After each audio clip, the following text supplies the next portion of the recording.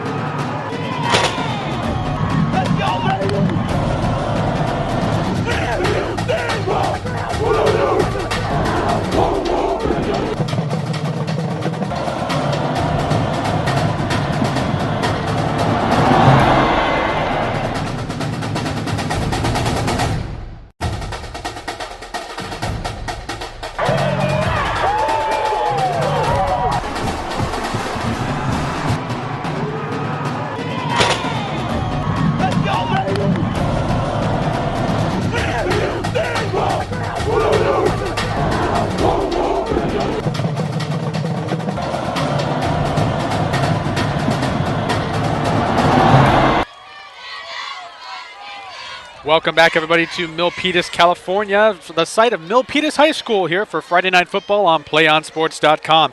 I'm Philip Kern alongside Ben Taylor, your destination for high school sports, PlayOnSports.com, where tonight's matchup features the 2-2 Mountain View Spartans visiting the 3-1 Milpitas Trojans in what is to be the second week of De Anza League play. Milpitas will be kicking off first as Mountain View won the toss. They elect to receive.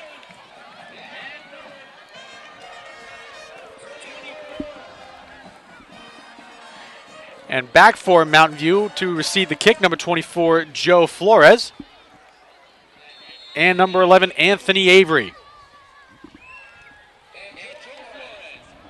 Milpitas kicking right to left, and we are underway. Looks like Avery's going to field it right around the goal line, and it will be a touchback. So the Spartans will get their first crack on offense. A very nice kick there by number 12, Jesus Gonzalez. So the Spartans will come out in what Coach Teray Carter called a West Coast pro-style offense, and those words were music to my ears, Ben. Two very different offenses we're going to see here tonight. Should be an interesting football game between two league opponents that both would really like a win. Here comes the Mountain View offense, starting out more of a shotgun formation, 3 wide receivers.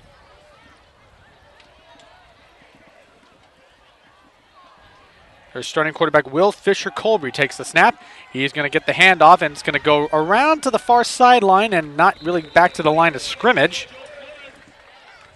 That carry, of course, by number 24, Joe Flores. And we just received word prior to kickoff that Marcus Jones was injured and will not be playing today. So that was a bit of a shock to all of us. I even talked to Coach Carter beforehand and never mentioned an injury beforehand, so maybe this was just a recent development. Yeah, so Joe Flores probably going to get a lot of the carries today. He was the second leading rusher on the team behind Jones coming in. Flores with 119 total yards this year. He is averaging 7.93. Fisher-Colby with the snap, and he had to get rid of it quickly, and the pass is incomplete. So it'll be third down. That pass intended for Austin Johnson, one of the starters here from Mountain View. And let's take a look at the rest of the offense. The offensive line going from left to right. James Tilton, number 77, Alex Singh, number 56, number 52, Alex Gutierrez, number 71, Sam Parker, and number 74, Matt McCarthy. That is the offensive line. Will Fisher-Colby starting at quarterback.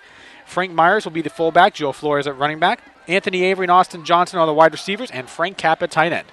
Here's Fisher-Colby on a 3rd and 10. He's going to get a screen pass out. That's complete to Myers, and he's not going to get very far as the Milpitas defense showing a very strong first possession, and they will force a 3-and-out. Very strong defensive possession there for Milpitas, holding Mountain View to the 3-and-out on the first possession of the game. And it looks to be Chauncey Neiman who will be back to punt. And Milpitas sending 2 guys back to field the return.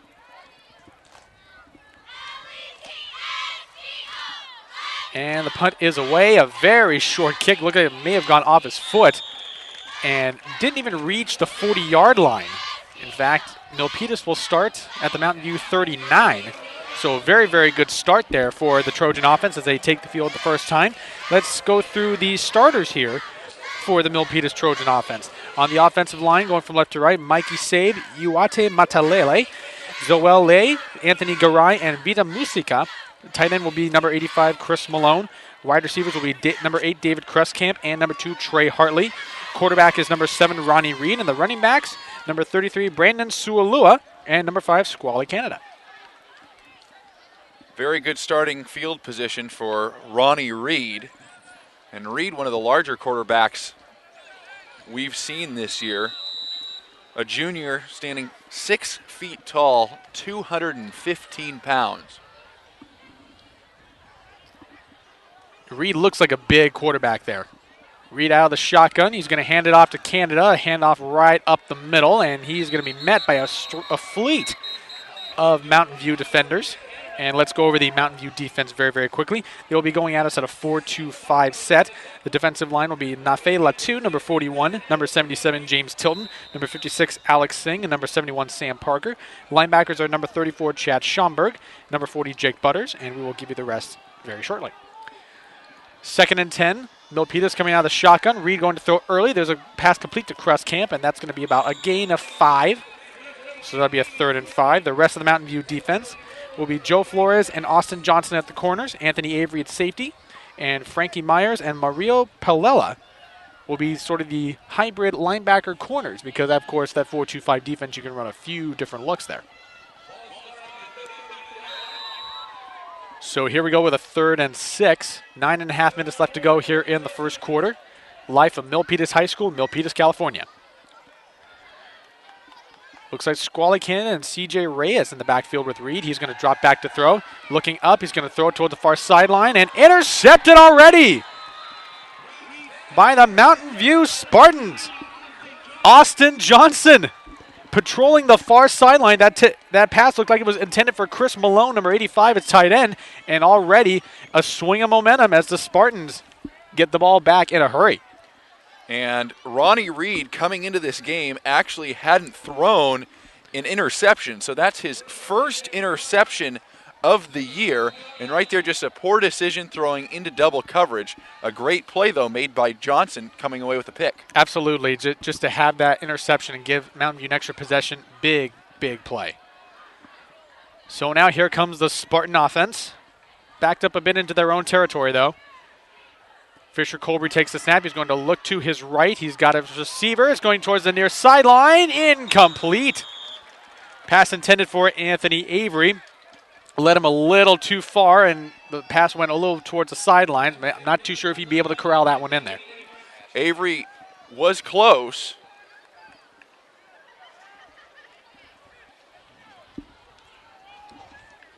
So now we will have a 2nd and 10. And let's go ahead and give you the Milpitas defense starters here for just a minute. Number 65, Jason Scrempos. Number 50, Eric Palomo. And number 51, Jake Romero on the defensive line. We will give you the rest shortly. 2nd and 10 here for the Mountain View offense. Fisher Colby with the sweep out to the side. That is Joe Flores. He's going to try and find a seam to the outside and can't get anywhere. And there's a flag on the play a little bit late, pretty much after the play was over. Brandon Sualua was in there on the stop. A little extracurricular activity that the refs took exception to. And a little unsportsmanlike conduct on the Milpitas defense. And that's a big break for Mountain View because they were backed up inside the 10-yard line, and now they get a little bit more breathing room, and quite frankly, offensively here in the first 1+ possessions they've had, they haven't moved the ball all that well. So maybe with some more room to work with, they open the playbook a little bit and are able to gain some positive yards. And the best part for the Mountain View Spartans is they fresh set it down. So 1st and 10 at their own 29-yard line. Fisher Colby back in a more of a standard shotgun set. He's going to drop back to throw. Looking over the middle, he's got the pass. No, it is dropped. Incomplete pass intended for Chad Schomburg. He found him over the middle, and he wasn't able to hang on. He was sandwiched between a couple of Milpitas defenders. And on that note, let's give you the rest of the Trojan starters. Brandon Sualua, that linebacker. Vita Vea, perhaps the biggest guy on that defensive unit, will be playing some linebacker and defensive line. Chris Malone and Jared Green will be the rest of the linebackers. The secondary, Trey Hartley and C.J. Reyes will be the corners. And at safety will be David Crestcamp and Squally Canada. Yeah, you briefly mentioned Vea back there in the linebacking core. 6'4", 280 pounds. Here's a pass complete to the outside to Avery, and he's going to be met very quickly as Reyes runs him out of bounds. So this will be a 3rd down and maybe about an 8. And Reyes just had great pursuit once that pass was completed. I mean, he had just absolutely no room to go anywhere. Well, and early on, Milpitas certainly has an upper hand defensively. Anytime Mountain View's getting past the line of scrimmage, Milpitas is hawking to the ball. Here's a 3rd and 7 here for the Mountain View offense. Probably won't see Fisher Colby under center much, and he's going to drop back to throw. Looking, he's going to go downfield, and it is incomplete. The pass intended for Austin Johnson. David Kruskamp with a nice play there to break everything up. It forces another fourth down situation. So, Mountain View 2 possessions and have done nothing with it. Kruskamp with an amazing effort there, because if he was even a step short, that pass was going to be complete for very long yardage, possibly a touchdown if Kruskamp doesn't break it up. So now Mountain View back to punt. Trey Hartley and Victor Rodriguez will be back to receive the kick. And the kick is away, much better than the first one. Hartley's going to wave this one off. It's going to take a nice little Mountain View roll. He'll settle right around the Milpitas 28-yard line, and that is where the Trojan offense will take over. Neither team really showing much offensively. Both defenses showing up, though. 2 very good defensive possessions for Milpitas. Then on the flip side, Mountain View forces the turnover on the one Milpitas offensive possession. So at the moment, we have a battle going on with the defenses. Still, offenses looking to find their ground a little bit here in the second game of league action. Here's a 1st and 10 for the Milpitas offense. Reed is out in the shotgun. He's looking to throw. He's going to pump fake it, and it is complete to David Kruskamp, I believe, and that is very close to a first down. So, and the refs are going to mark it. Yes, it is a first down. So the Trojans starting to get the wheels in motion a little bit for this offense. And we were talking a little bit about the quarterback for Milpitas, Ronnie Reed. I mean, he just looks like he's not only big, he's just really stout. He's going to be very hard for this defense to take it down. Another 1st and 10. He's going to send McKenzie in motion. Reed's going to hand off to Canada right up the middle, and a gain of about maybe 4 yards. So that'll bring us 2nd and 7. You know, what's interesting about this Milpitas offense is they've got a big man under center in Reed, but he really doesn't attempt a whole lot of passes. Just a little over 12 per game so far here in 2012. So they do mix it up and are more of a running team than through the air. 2nd and 6 here, and a handoff to Canada. He's going to go right up the middle, gets a good chunky yardage, gains up about 5. Looks like this will be a 3rd and 1. And you mentioned, Ben, there are a lot. We've seen a lot of different teams, especially in high school, start using the spread offense a little more. And you could, I don't know if maybe you want to credit the Oregon Ducks for sort of revolutionizing it here on the West Coast, but you see all these schools with a bunch of different wrinkles in how they run the spread offense. So seeing all these different intricacies has been very interesting. And so now we're looking at a standard I formation. This is new. Reyes in the backfield. Reed under center. He's going to try and get the first down himself, and he's going to do it easily. And he'll push the offense into Mountain View territory. First down, 6:49 left to go here in this first quarter. We are scoreless. Yeah, right there, Milpitas and Reed just daring Mountain View to try and stick a bigger body in front of Reed, and they couldn't. So you move the chains and into Mountain View territory here, just under 7 minutes left here in the first quarter. Still looking for either team to put points on the board. Brandon Sualua checks into the game. He's now at fullback. Reed is under center. It's a 1st and 10.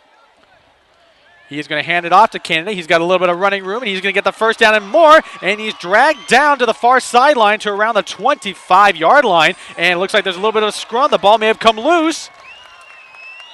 The Mountain View sideline certainly reacting like there was a fumble on the play.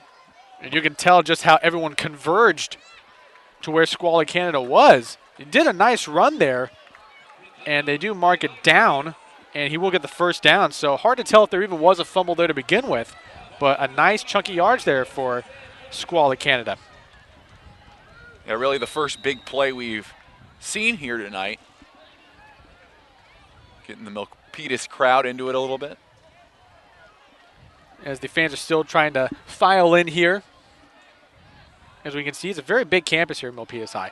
Handoff right to Reyes, and he's going to get dragged down by Chad Schomburg, who on a sort of a linebacker run blitz just went right through the line of scrimmage, and Reyes couldn't go anywhere. pretty much untouched, and Reed gave the handoff to Reyes and kind of said, here, make something of nothing. And unfortunately, Reyes really couldn't do anything as there were Mountain View players right in his kitchen the minute he got the football. So it's a 2nd and 12 here for the Milpitas offense. Reed will take the snap and hands it off to Vita Vea. Look at the big man try to rumble here. Now, there's a wrinkle there that I wasn't too sure I was expecting, but if you've got a big body like that, you got to give him a chance to at least make something happen. I mean, he can easily be used in some of those short yardage situations, so we can definitely keep an eye out for that one. Yeah, you know, Vita Vea is actually listed as a running back on the Milpitas roster. Wow. But at 6'4", 280, you just don't normally see that kind of size trying to rumble forward. But he's certainly a handful to try and drag down. 3rd and 6, a handoff to Squally Canada, and he's probably not going to get enough, maybe a yard short, and they do mark him as such. So already our first 4th down situation here. Perhaps a 4th and 1. Now, unlike some high schools, Milpitas does have a kicker listed on their roster, Jesus Gonzalez. Mm-hmm. So presumably they have a guy who can kick field goals from some distance, but it looks like they're going to go for it. They are going to go for it. Reed is out of the shotgun. He's going to hand it off to Canada, and it looks like he's going to get the first down. Judging from Reed's clapping and reaction, it looks like he did. And by a few yards, and the refs are going to say, yes, first down again. So Milpitas moving the ball along here on their second possession. So much better start this time with 4:36 to go in this scoreless first quarter. You know, on the runs that we've seen from Canada, he's been very good on shaking off initial contact, not going down with the first tackler, and that's got to trouble Mountain View. So now 1st and 10, Vita Vea in the backfield, and they're going to fake the handoff. The throw is going to the end zone. Kruskamp comes down with it into the back of the end zone. Touchdown, Milpitas Trojans. David Kruskamp, elevation. Great catch there. And Milpitas drawing first blood here at home. Accepts the delivery at the top of the penthouse. An excellent display of athleticism, and Milpitas strikes first. And they will go for the point after. A very effective drive for the Trojan offense. You know, and that was the perfect time to try and fake the handoff after multiple runs in a row from Squally Canada. Point after is up, and it looks very good, and it is. So 4:31 left to go here in the first quarter. Already an interesting start here. Very good start for the Milpitas Trojans. They take the early 7-0 lead over the Mountain View Spartans here on Friday Night Football on PlayOnSports.com. Do you want to watch more of your school's great matchups like the game you are enjoying here tonight? Tell your school to sign up for the Play On Sports School Broadcast Program. The program allows schools to broadcast all their games and other activities on the web. For more information, go to playonsports.com/SBP. Philip Kern alongside Ben Taylor here, live from Milpitas High School in Milpitas, California, where the Trojans already take an early 7-0 lead. And what we were noticing, Ben, early on, you were talking about the balance of Milpitas' offense, and you saw it right there, utilizing all sorts of different weapons. Not one guy was really featured on much. I mean, Squally Canada got the workman's load of the carries, but they really did very well. Here's the kick from right to left, and looks like this kick will be fielded by nobody. A touchback, and Mountain View will start their own 20. Hey, you talk about that balance, and you're right. Squally Canada did get the bulk of the carries there on that last possession, but then you have the throw into the end zone and a very nice catch for Milpitas to get them on the board. So they can hurt you multiple ways, and that's one of the reasons here early on. They're 3-1 on the year, 1-0 so far in league play, looking for their second win tonight. And off to a good start to accomplish that end. Spartans take over. Fisher Colby will go out of the shotgun. He will have a couple of backs in the backfield, Flores and Myers. Fisher Colby will drop back. He looks to his left. The pass is complete, it looks like, but he gets stopped almost immediately. And that was Austin Johnson with the catch, but only gained maybe about, actually a good chunky yardage, about 7. So 2nd and 3. You know, the Trojans are just not giving the Spartans any room to operate. Austin Johnson made a great catch there, held onto the football, down to the ground. Very nice catch, but he was immediately tackled. No room for yards after the catch. 2nd and 3, Fisher Colby drops back, tries to throw over the middle. It's incomplete, intended for Frank Myers. So now it's 3rd and 3, and it seemed like a little simple read over the middle, and Myers just could not handle it. I'm not sure if maybe Fisher Colby let him a little too much. If you're Mountain View right here, you got to get the first down.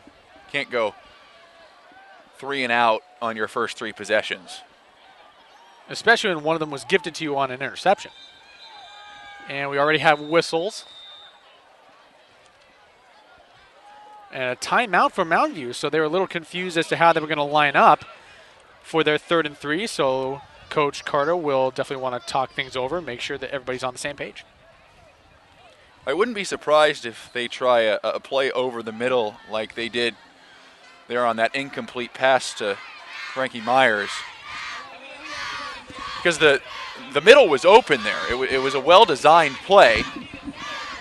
And the pass and catch just didn't work out. If Myers makes the catch on a better throw from Fisher Colby, then Mountain View has the first down. You know, they've been getting some positive yards through the air on this possession. And certainly for the first 2 possessions, they weren't able to get much on the ground. So even though it is a short yardage 3rd down situation, I wouldn't be at all surprised to see the Spartans go to the air. Well, when it's a 3rd and 3 situation, there's a whole bunch of different ways. These are really sort of the downs that sort of define what your team's identity is. Are you more of a passing team? You're more of a running team? We're going to find out. Fisher Colby will go under center. Standard I formation. He's going to hand it off. No, he's going to pass it, and he overshoots Johnson, but there is a flag. I think they may get Hartley for PI. Absolutely. There was contact by Hartley prior to the pass arriving to Austin Johnson. That's a pretty easy call for the referees, evidenced by the fact that multiple referees threw the flag at the exact same time. And nearly the exact same spot, for that matter. So Hartley doesn't like the call, but it's the correct one. It was. Absolutely. So that is now the 2nd first down that Mountain View has gotten on a Milpitas penalty. So if you're the Trojans right now, you got to have your heads together here. So now a fresh set of downs. 3:55 left to go here in the first quarter. As play resumes, the ball is set. Fisher Colby's under center. And he's going to hand off to Flores. He's got some good running room, and he's going to gain about 5, but it seemed like he got knocked backwards very quickly. And it will be a 2nd and 5 for the Spartan offense. Yeah, Palomo in on the tackle there for Milpitas, and he stopped Flores right in his tracks. Flores had a nice head of steam going, but Palomo with a great tackle, open field tackle at that. Fisher Colby fakes a handoff. He's going to go deep down the sideline for Johnson. Incomplete. No flag this time, but a nice play by Trey Hartley as he redeemed himself after that defensive PI. And now that's going to be 3rd and 6. Yeah, right there, Hartley right on top of Johnson, and Fisher Colby throwing into coverage. To his credit, Hartley was there, got his hands up. No contact with Johnson, so a legal defensive play, and a stout one at that. It seemed as though that Johnson had Hartley beat by at least a step. Maybe Fisher Colby could have let him a little more down the field. It would have made something happen. 3rd and 6 now. Fisher Colby out of the shotgun. He's got 4 wideouts. Myers with him in the backfield. Oh, tried to draw somebody off sides. I think he caused his he did. own wide receiver to false start there. Austin Johnson on the far sideline took off at full sprint and didn't realize the ball hadn't been snapped until he was about 7 yards down the field. So It was third and manageable. Now it's third and long. And I think we're getting an idea here early on of what Mountain View is doing without Marcus Jones in the game, and that is targeting Austin Johnson. Yeah, they've been looking his way an awful lot today, and especially with all these passing plays. Fisher Colby's going to roll to his right. The pass is complete, but goes nowhere. Absolutely nowhere. Squally Canada with the big time hit on tight end Frank Kapp, who caught it and just had absolutely nowhere to go. And that'll create a 4th down and 10.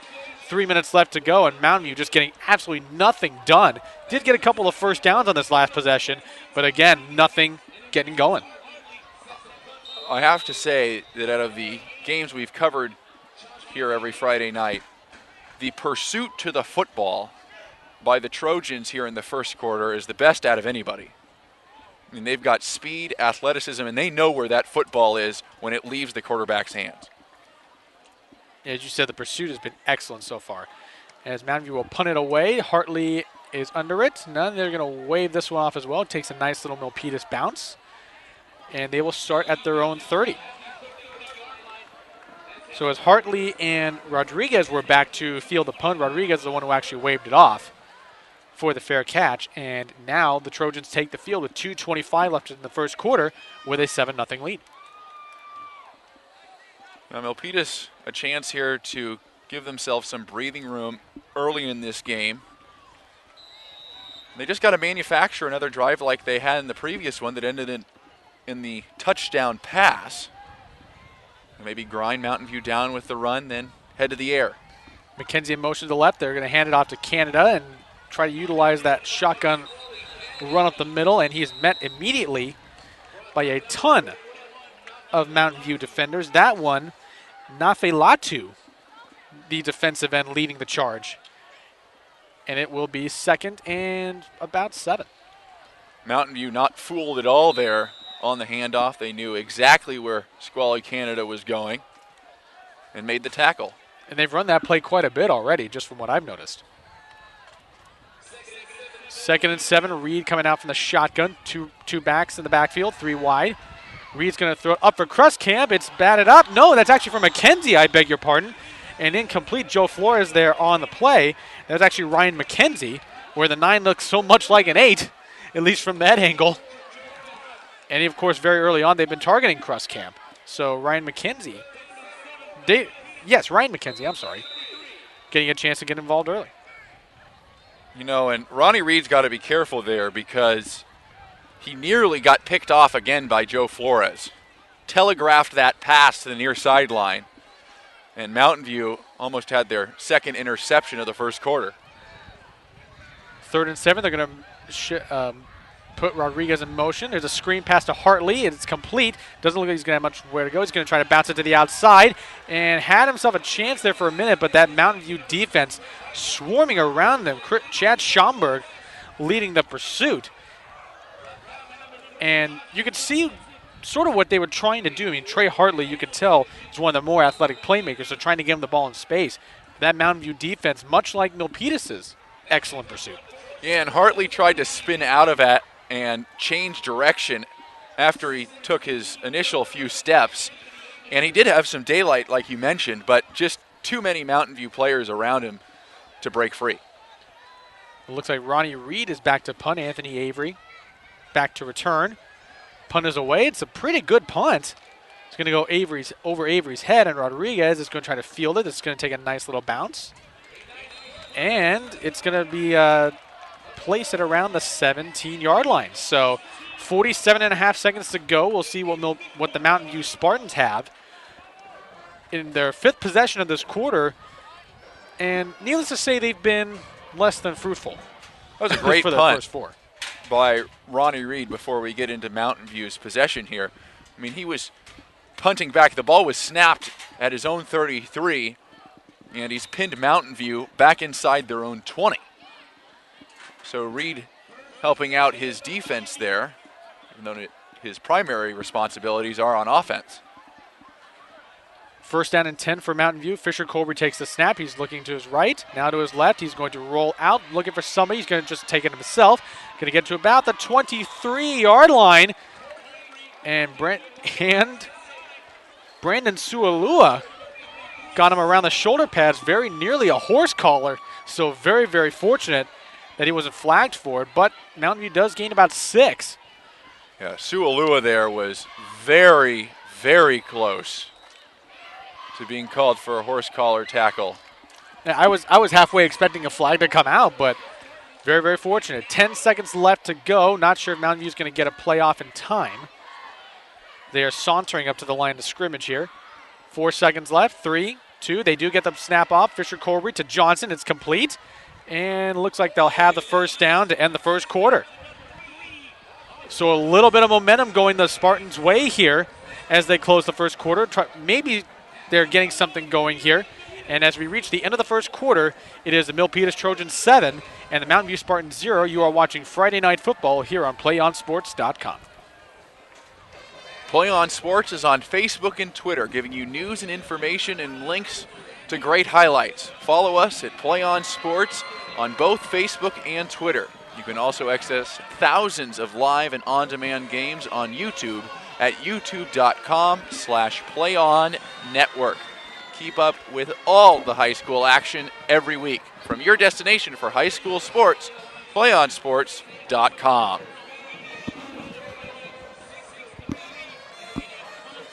We're about ready to begin the second quarter here at Milpitas High School as we are being entertained by the Milpitas High School Trojan Marching Band, who also played the national anthem for us and did a very, very fine job. Philip Kern alongside Ben Taylor and the rest of the PlayOnSports.com crew, covering some of the best CCS football on Friday night. And so far, this has been, at least the start of it, has been a very entertaining, at least first 12 minutes for what we've been watching, Ben. Yeah, you know, in the first couple weeks of the high school football season, you definitely have the blowouts here and there, and you and I had our fair share of seeing those. Absolutely. Doesn't look like either of these teams is going to run away with this one tonight, at least if the defenses have anything to say about it, because both are playing very well here through one quarter of football. Fisher Colby fakes the handoff, goes to a play action, can't go anywhere, and he gets smacked down on the sack. That was Jason Skrempos who got him from behind and going backwards at a time when they could, well, really ill afford to. So Milpitas gets their first sack of the evening, and that creates a second and about 16. Yeah, Skrempos coming from the blind side there. 6'6", 220, and once he got his arms around Colby Fisher, the Mountain View quarterback had no shot. Skrempos definitely looking like he has the more athletic pass rusher type build. And, of course, normally we would consider him wouldn't be one of the bigger guys, but seeing who he plays with, we'll get to that in a minute, he looks almost a little small. Fisher Colby will drop back. The pressure is coming, and there's Skrempos again. Back-to-back possessions, and Jason Skrempos is tossing this Mountain View offensive line around like a rag doll, and it's now third and about a mile to go for the Spartan offense.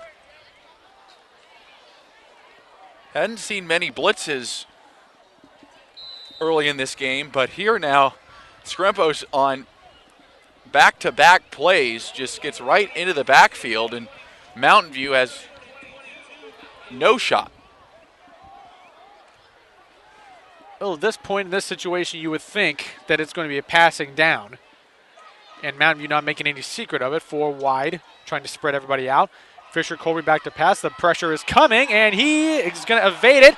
He's going to lob it up, and it's incomplete. Overshoots Austin Johnson. And it looked like Fisher Colby was wanting a, don't know if he was wanting a flag or if he was looking at Austin Johnson trying to make sure they're on the same page, but he was getting pressured. Basically from the start of the second quarter, 2 sacks and nearly got dragged down for a third. Yeah, nice job there just to pick up something or throw an incomplete pass, because if he got sacked, he would have been inside the 10, maybe even inside the 5, which how far he dropped back. Now at least he gives the special teams unit some room to get a kick away. Here's Chauncey Neiman with the punt. He gets this one away. And it looks like Rodriguez will be back to field the punt. He's at around the 40-yard line, and he gets met immediately after about a 5-yard gain. Jake Butters in there on the tackle. But Milpitas will have some very nice field position starting out here with 10:07 left in the first half with a 7-0 lead. Now we'll see if Mountain View's defense is going to respond to the Milpitas defense challenge there to open the second quarter.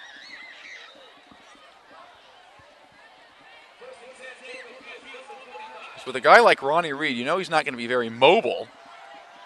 And Reyes with the handoff. No, it's going to be all around. And Milpitas with a little bit of a fake handoff up the middle.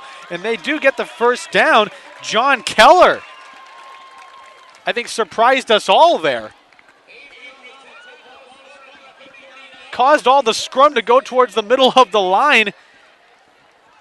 And just sneaked out all around the outside so inconspicuously. Even the crowd reacted a little late. Yeah, I'm not sure anybody other than Keller knew where the ball was for about 2 or 3 seconds after the snap. And here's Reyes. He's going to take the handoff up the middle, and he's going to get close to a first down. So C.J. Reyes there. Keller in taking some of the snaps at quarterback. Not too sure what's happening with Ronnie Reed. He is on the sideline right now. Doesn't look like he's hurt per se, but perhaps just a different wrinkle in the Milpitas offense. They're going with more of a no-huddle here, and now a timeout is called.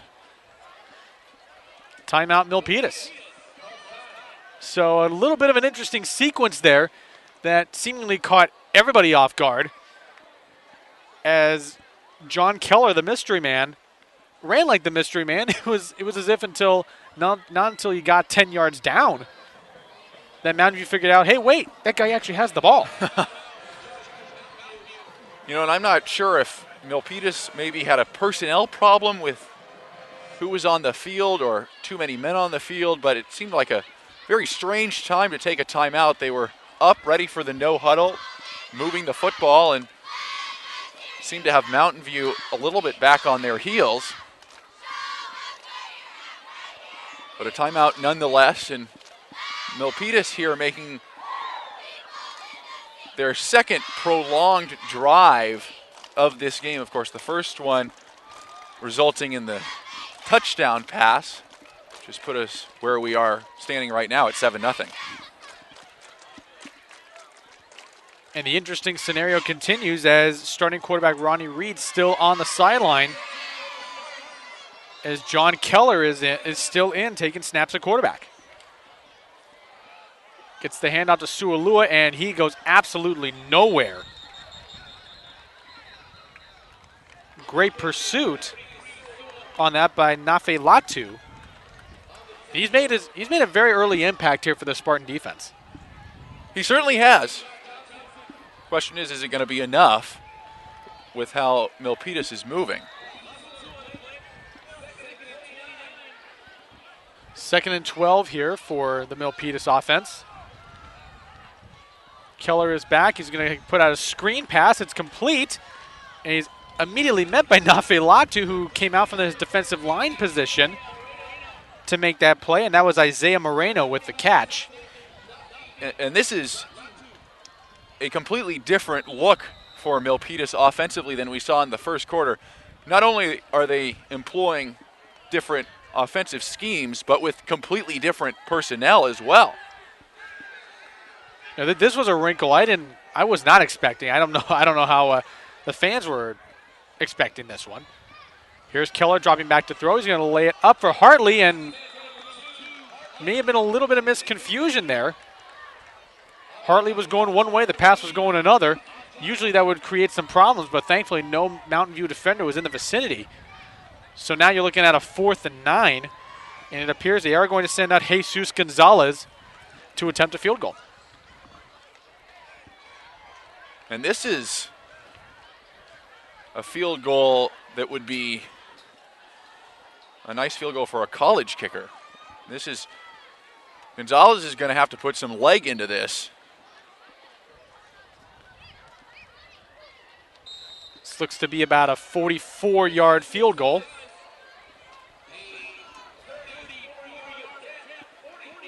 David Kruskamp is back to hold. We're going to see how good his range is. The kick is up, and it's not going to go anywhere. No good. Maybe a little questionable the distance, but the accuracy was nowhere close. And so Mountain View catches a break here, as this was probably one of the most interesting offensive sequences for Milpitas very early on. Well, and as Gonzalez comes over to the sideline after that kick, he walks over to one of the members of the Milpitas coaching staff, who kind of just has his hands out at his side, looking at Gonzalez, and I imagine the first question out of his mouth was, what happened on that one? What was your plan going in, and how was it flawed in the execution? Because that field goal, while the distance might have been okay, maybe questionable on the distance, it was about 20 feet wide left. Yeah, exactly. So now Mountain View takes over at about their own 20-yard line, it looks like. They have gifted a possession here. 8:27 left in the first half.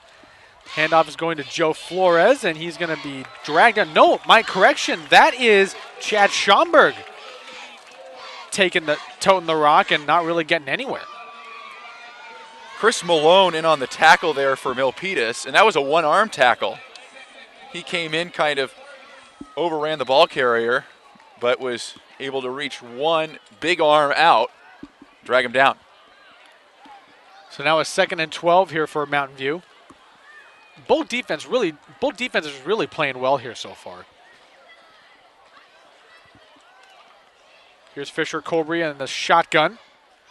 He will take the snap. He's dropped back to pass, and he gets pressured immediately and goes down. Third time he's been sacked, and that's Chris Malone with the pressure. So he gets in on the sack party. And Fisher Colbury has got to wonder what's going on here, because it seemed like he's been constantly pressured ever since the start of the second quarter. Well, he's now had 5 snaps under center in the second quarter, and he's been sacked 3 times. Eesh. If you are the Mountain View coaching staff, that's not progress you'd like to see from your offensive line. So we're now looking at a 3rd and 20. Colbury in the I formation. Looks like they're going to run play action. Lob it up to Johnson, and almost a one-handed interception by Trey Hartley. That would have been a play for the ages right there. But again, a little bit of a dangerous throw, as Hartley had Johnson well covered. Well, and Austin Johnson, towards the tail end of that play, became a defender as much as a receiver, as he had to try and come back to the ball and deny Hartley the opportunity to intercept the football. It would have been a great interception by Hartley, because you're right, he had his right hand up there, and it looked like he had palmed the football, but ended up just swatting it down to the ground and not being able to possess it. Very athletic play as the punt is off. And this is going to go. It takes a very nice Mountain View bounce. Trey Hartley's going to have to go back, and he's just going to watch this one go, as Joe Flores will field that at around the 35-yard line. So Milpitas, after perhaps one of the most interesting scenarios already, it looks as if they will send Joe Keller back on the field. Ronnie Reed is talking to Jesus Gonzalez, doesn't even have his helmet on. So not sure if there was an injury involved, or perhaps Coach Kelly King just wanted to make some changes here.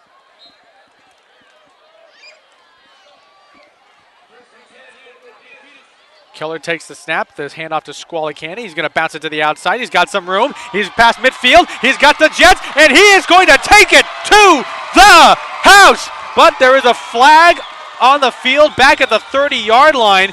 So this might be coming back, but Squally Canada showing some excellent burst as he went around to the near sideline. But we have to see what the flag is. And I believe it's going to be on Milpitas. It's going to be a block in the back on them. And the thing that hurts is that Squally Canada was 10, maybe 15 yards down the field when that block in the back happened. It was a completely inconsequential play. And it takes away a touchdown. Mountain View catches a huge break there. The block in the back called on David Kruskamp. Oh, And he knew it the minute he did it. He looked over at the sideline, and two members of the Milpitas coaching staff were yelling at him. here's Candidate, breaks a couple of tackles and can't quite keep his balance, but he does gain about 8-9 yards. So the bad news is that the flag negates a touchdown, but the good news is because it was so far downfield, they do get another first down.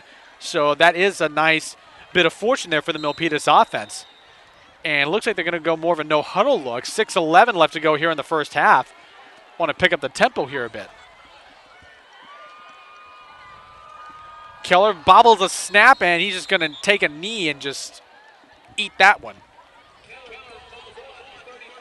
So perhaps a little bit of early series jitters, who knows? But, I mean, this is his second offensive series that he's in.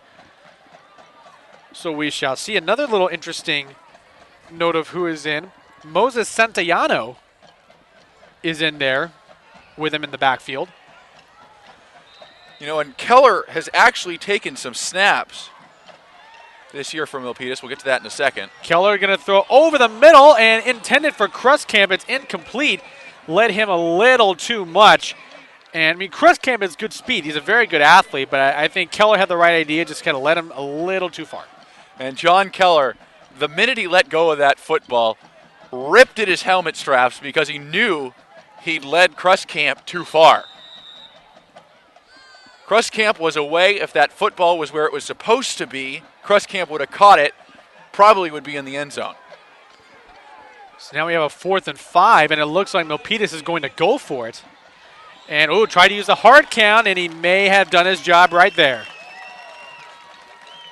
Those 4th and 5s are killer. If you could get the hard count in your favor, it looks like he drew Mario Palela off sides.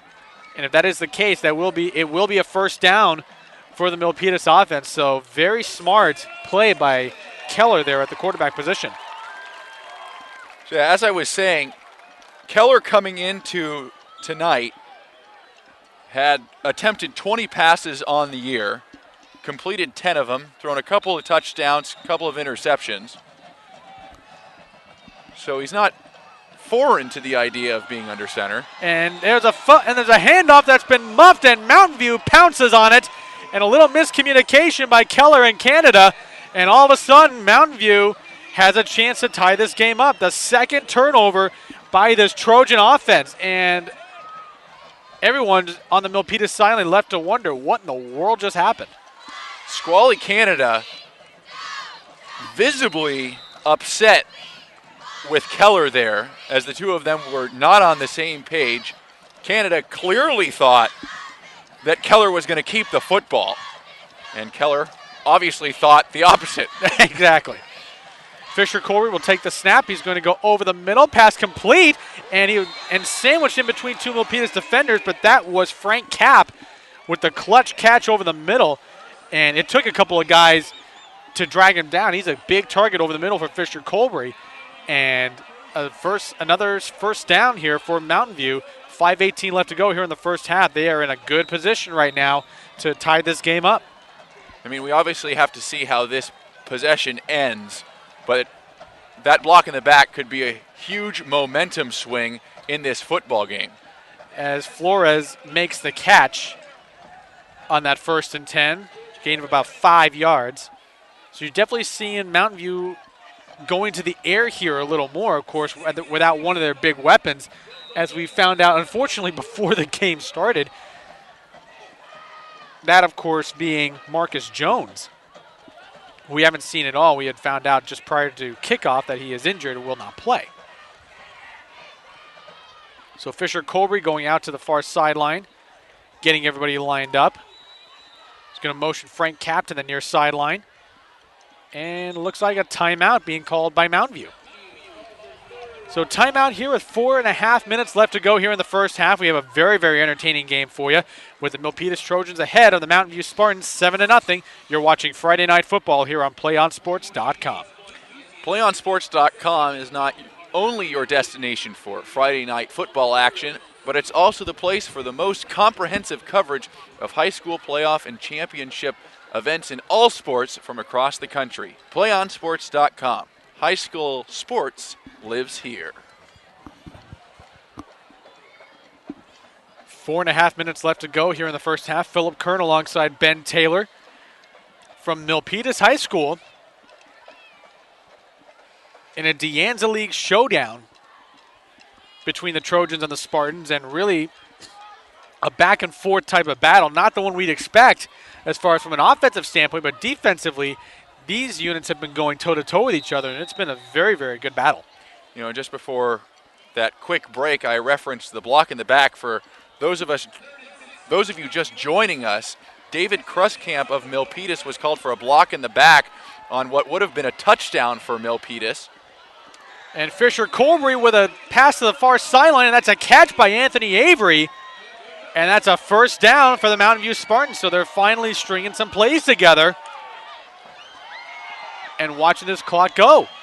And after that block in the back, a couple plays later, it was a turnover, and now the ensuing Mountain View possession is going very well.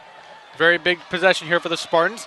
Fisher Colbury fakes the handoff. He's going to roll out to his right, going to look down the field and looking for Avery. It was incomplete, but it looked as if Squally Canada was the guy closest to the ball, so not sure if he was trying to throw it away or what, but that could have been dangerous. Very, very dangerous there for Mountain View. I'm not exactly sure where Fisher Colbury was looking to go with that football. Looked like the intended receiver had maybe cut off his route and was coming back to the football. Meanwhile, Fisher Colbury was keeping the play going and looking to go into the end zone. Either way, the Mountain View's very lucky it didn't result in a Squally Canada interception. Here's the roll to the right. Fisher Colbury's going to take it himself. He's going to get the first down and a little more. He lowered his shoulder as he was being met by David Kruskamp, but I think he got the better of that impact and gives Mountain View another set of downs. So the Spartans really starting to pick up momentum here on this recent drive. In the first quarter, we really didn't see Fisher Colbury move around in the pocket too much. Here in the second quarter, and specifically on this drive, when he's been on the move, it's been causing problems for the Milpitas defense. And really the first time we've seen the Milpitas defense scrambling. Fisher Colbury, he's going to get dragged down by Vita Vea, the fourth time he's been sacked just in this half alone, and that probably will put a little bit of a stall to it. And Vea didn't just drag him down, he threw him down, just how big he is. So it looks like a 2nd and 21 here. Mountain View still in very good field position. You know, and Fisher Colbury getting up after that sack kind of shrugged the shoulders a little bit, walking over to the sideline. And he's got to be frustrated. Fourth time he's been sacked, as you mentioned, in the quarter. And Mountain View has been moving the ball very well. Kind of stopped the momentum there, at least for the moment. 3:19 left to go. Fisher Colbury will drop back. He's going to go to his right. And Anthony Avery didn't even have his head turned. We do have a penalty flag, however, right at the line of scrimmage. And it's against Mountain View. So another few steps backwards at a time when the Spartans could ill afford to after making so much great progress going down the field on this last drive. They are putting themselves back into a hole here. So they're looking at about a 2nd and 26. Actually, they're going to decline the penalty because of the incomplete pass. So maybe they wish they could have had that penalty enforced because now they're at a 3rd and 21. Don't forget, folks, you can stay with us as we will have our PlayOnSports.com halftime show. We'll be recapping all the first half action for you, give us our thoughts for the second half, and document stuff like this as Fisher Colbury goes deep and incomplete off the hands of Squally Canada. Dropped almost a near interception, so that is 4th down. So I'm sure that's one of those things we'll be talking about at our halftime show coming up here very soon. Yeah, I'd say defense is going to be the focus of our halftime show because in a 7-0 game, obviously, the guys on the other side of the football are the ones who are exerting force in the first half. And here in high school football, you get to this tweener area where you don't have a kicker who can kick a long field goal, but you have a huge yardage situation, so Mountain View forced to go for it, 4th and long. Fisher Colby over the middle, and in and out of the hands of Austin Johnson. And that would have been a first down and a whole lot more, but he couldn't quite hang on to it. Squally Canada and Trey Hartley were there on the coverage, but Johnson had his hands on it. And it will be a first down for Milpitas. So Mountain View can only wonder what could have been after not just a sack, but a couple of ill-timed penalties. And now we're seeing Ronnie Reed check back in, but he's running on the field a little gingerly here. He does seem to be favoring his right side. So maybe if you're Mountain View, you dial up a little bit of heat, see if you can hit Reed or at least make him try to move. Reed will take the pass. He is looking to his left. He is going to move out of the pocket and completes it to Kruskamp. However, he was towing the line very closely to throwing that pass past the line of scrimmage. You know, and the Spartans did dial up a little bit of pressure there on Reed, but it was still only a 4-man rush. So Reed was flushed out of the pocket. But if I'm Mountain View, I think I might have tried to get it Reed a little more ferociously there on that first down play. 2nd and 1 as Reed will drop back to throw. He's going to go over the middle and incomplete. It looks like it was intended for Ryan McKenzie. The way McKenzie was running the route, it was as if he never even saw the ball. Well, and the other reason the Spartans should be pressuring Reed is that it seems like every time he gets anybody around him, he makes an ill-advised throw. He's already been intercepted once. A couple possessions ago, he was nearly intercepted again, and there, he didn't give his receivers any chance. So 3rd and 1, they're going to stack 3 receivers to the right. Here's Squally Canada with the handoff. He's got the first down. He's powering through Mountain View tacklers like it's going out of style, and he will be down at around midfield, but he does get Milpitas a key first down. 2:14 left to go here in the first half, and they have a chance to make this a 2-score game before halftime. Milpitas does have timeouts left. 2 timeouts to be exact. As we tick towards 2 minutes left in the half. Clock not necessarily a factor with those 2 timeouts. Reed bobbles a snap, and he's just going to fall on it. So a little bit of trouble there as Reed maybe took his eyes off the ball for a second, maybe to see what kind of pressure Mountain View was going to have. And like you mentioned, Ben, if you're noticing Reed sort of running gingerly from sideline to sideline, maybe a little pressure is in order. So we'll see how they do here. 4 wides out. Reed is out in the shotgun. 1:36 left to go here in the first half. He'll take the snap. He's going to roll to his right. Looking downfield, and he's going to lob it up for Hartley. Incomplete. Austin Johnson with a nice play. As they were going, both going up at the same time. You got 2 good athletes right there going against each other. And now you've got a 3rd and long situation here for the Milpitas offense. That's the 3rd or 4th time Ronnie Reed is thrown into double coverage here in the first half. And there, Austin Johnson, if he's able to get up about 1 or 2 more inches, is going to intercept that football. Well, Johnson does have the hops. There's no question about that. He was going leap for leap with Hartley. 3rd and 15. Reed's going to drop back to throw. He's going to roll out to his left this time. He's looking downfield.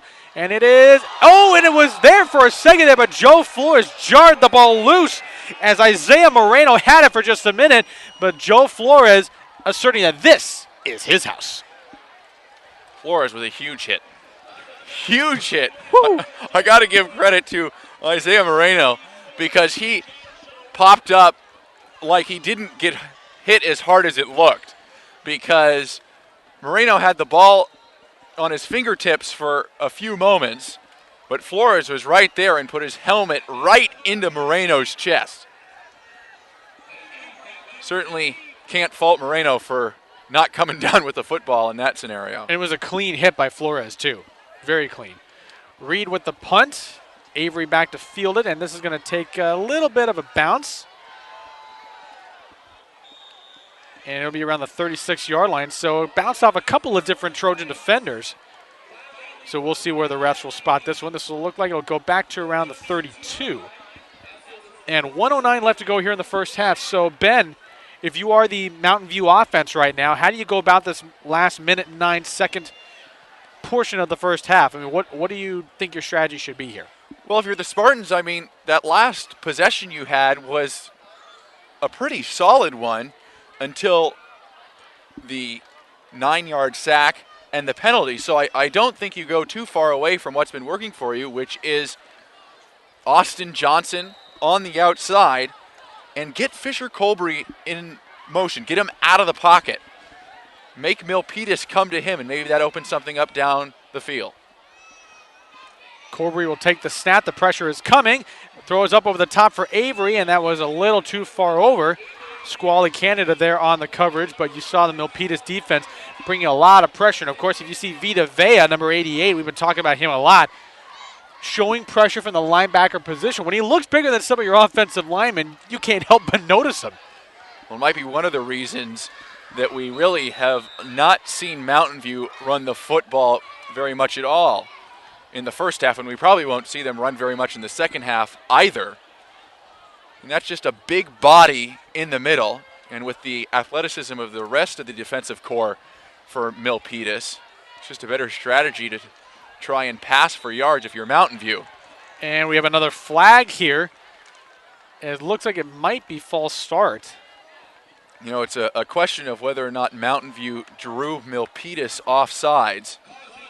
But it is offsides on the Milpitas Trojans, so another 5 extra yards here for the Spartans. So now you're looking at about a 2nd and 5 at their own 40-yard line. 1:04 left to go here in the first quarter. Milpitas ahead 7-0 here on Friday Night Football here on PlayOnSports.com. Yeah, I saw Jason Skrempos move over there on the defensive line for Milpitas, looking for that third sack here in the quarter. And another move. Will Fisher Colbury utilizing the hard count. This time Jake Romero with a little case of happy feet. And that's going to give Mountain View a first down. So back-to-back encroachment offside penalties is just gifting Mountain View some extra yardage here. So Will Fisher Colbury using his head here in utilizing that hard count. Very nicely done. Well, if you're Milpitas, you've just given Mountain View 10 yards with no time coming off the clock. Big key right there. 10 extra yards. Here comes Fisher Colbury. Pressure is being held. It's going to be lobbed deep for Johnson, and it's thrown a little high over his head as David Kruskamp was there on the coverage. But you can tell what Mountain View's strategy is. Try to get the ball into the hands of Austin Johnson. With Marcus Jones being out right now, he definitely is your best playmaker. The only problem is Milpitas has responded to that strategy and putting some of their best defenders on Austin Johnson. Whether it's been Trey Hartley or David Kruskamp, he has been bottled up so far. You know, and the Spartans have taken a couple shots downfield here on this possession. They have timeouts to play with. I wouldn't be surprised if they try maybe a shorter yardage throw here, maybe something in the middle of the field, get the first down, get into Milpitas territory, then start trying to throw to the end zone. Here's Fisher Colbury. He's going to look to his right. The throw towards the sideline and overthrows Anthony Avery. Squally Canada there on the coverage. So now you have a 3rd and 10. 53.6 seconds to go. In fact, Ben, I would even say try to go towards the sidelines, because you look at the scoreboard right now, Mountain View doesn't have any timeouts, so anything in the middle of the field would probably be detrimental to them.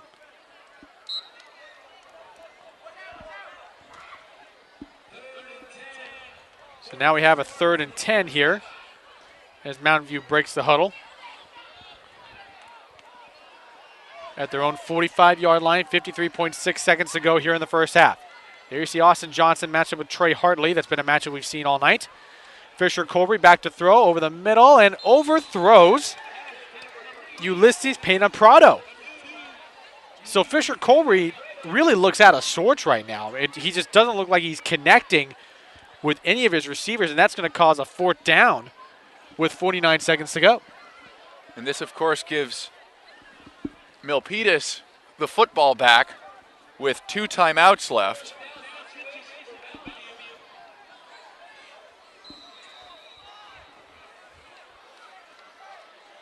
And it looks like they will punt it away here as Chauncey Naiman, who's been pretty busy so far for Mountain View. Actually, both punters have been very busy. Quite a testament to how both defenses have played tonight. It's been a very, very impressive showing by both squads. Hartley is back to receive the punt. Naiman fields the snap, gets the kick away. It is blocked! Blocked by Chris Malone, and he's got open field, and he's going to take it to the house! Special teams coming through in the clutch. Touchdown, Milpitas! A block and a catch. What a play! Multi-use hands by Chris Malone. He shot right through the line of scrimmage and utilized the big body and the arms. Comes through, and this game is just turned on its head with 40.6 seconds left to go here in the first half. Milpitas makes it a 2-score game. Definitely not what Mountain View had in mind on that possession. Chris Malone flying through using all of his 6'2" frame. And I was about just getting ready to say that Mountain View's defense was going to have to come up big, but Milpitas says, well, we're not going to give Mountain View's defense a chance to come up big. We'll just make the special teams play and take it in the end zone ourselves. So a huge momentum turn there. And Milpitas gets the football to start the second half as well, so that's a factor to keep in mind as it's 14-0. That is a huge turn of events. That is why they call it special teams. After all, you get stuff like that, it can change everything as far as the flow of a game. And right now, if you are on the Milpitas sideline, there you see Malone doing a little celebratory jump with Markel Nelson, who is injured. You see the cast there on his right arm. But Mountain View just right there looks shell-shocked here. And that's, again, what special teams can do for you. Now Mountain View's going to have 1 timeout left with 40.6 seconds. And here's the kick. It's a little bit of a squibber. And it's going to be fielded by Mountain View. And he's got some room to run. And he is dragged down near midfield. That was Nafe Latu, the defensive end, who I didn't think was expecting to field any sort of kick, but definitely made some hay out of it. He was dragged down by Victor Rodriguez, who, if it wasn't for his tackle, he may have scored a touchdown. He had the space.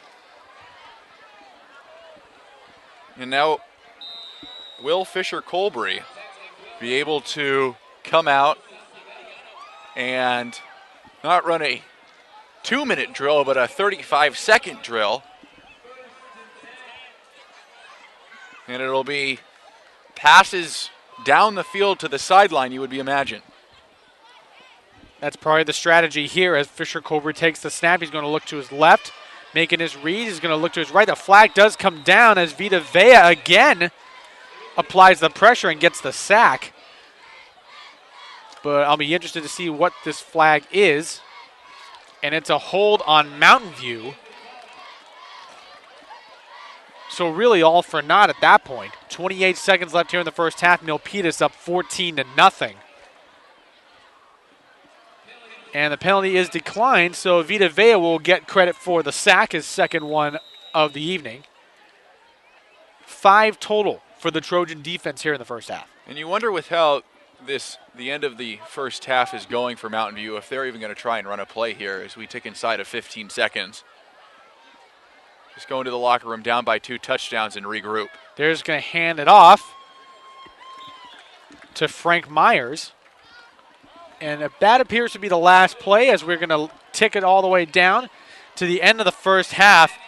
And for all intents and purposes, it's been a very competitive game here on the campus of Milpitas High School. But some special team magic by none other than Chris Malone on a blocked punt has been the major difference as we head into halftime. You're watching Friday Night Football on PlayOnSports.com. It is halftime here at Milpitas High School. The Milpitas Trojans ahead of the Mountain View Spartans 14-0. We will be back shortly for the PlayOnSports.com halftime show. Don't. One match away from immortality. This is a total team effort.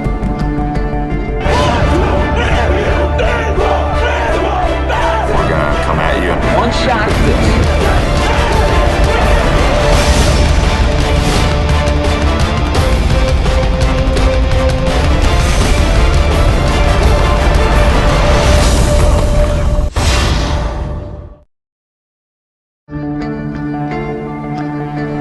One match away from immortality. This is a total team effort.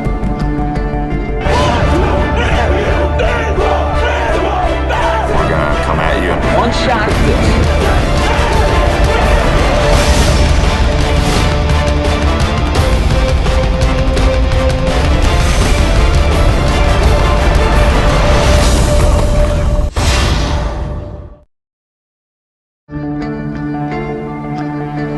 One match away from immortality. This is a total team effort.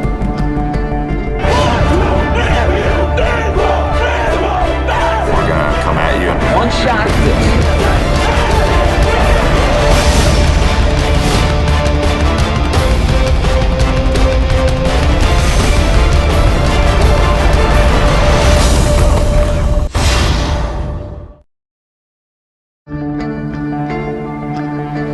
One match away from immortality. This is a total team effort.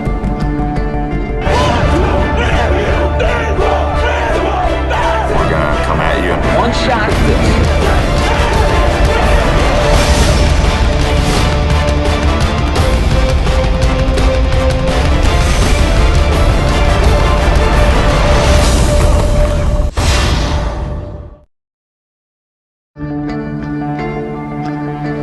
One match away from immortality.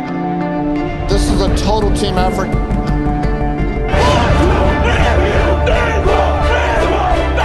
gonna come at you. One shot at this.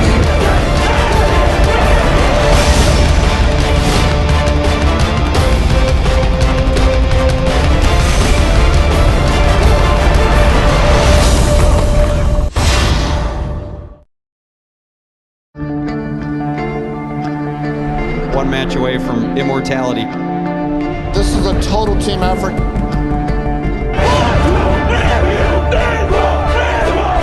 We're gonna come at you. One shot at this.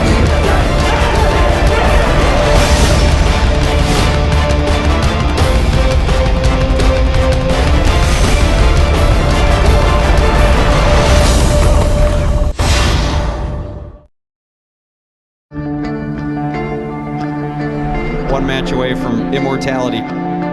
This is a total team effort.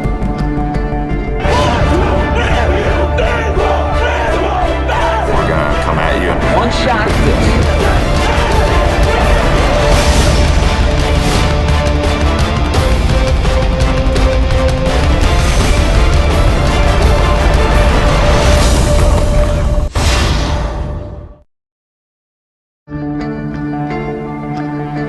One match away from immortality. This is a total team effort.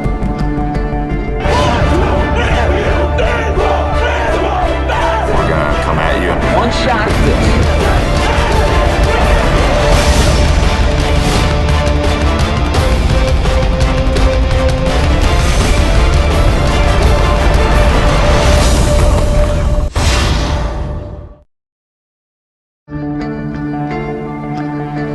One match away from immortality. This is a total team effort.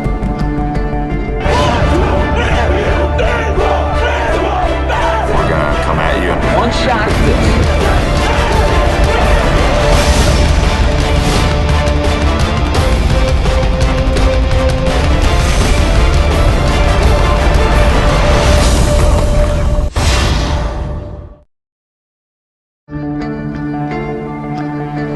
One match away from immortality.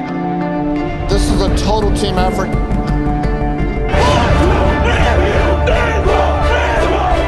We're gonna come at you. One shot at this.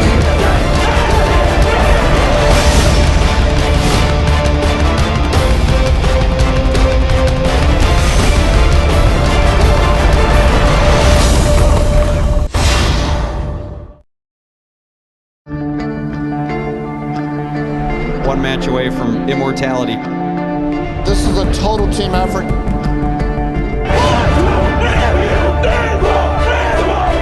We're gonna come at you. One shot.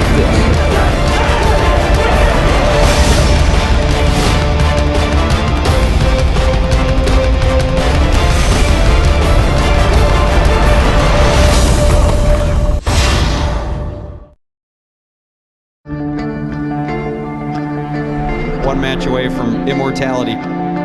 This is a total team effort.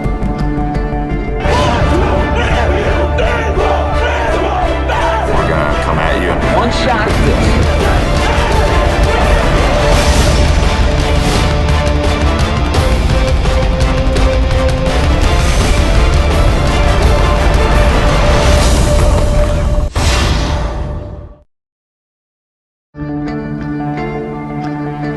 One match away from immortality. This is a total team effort.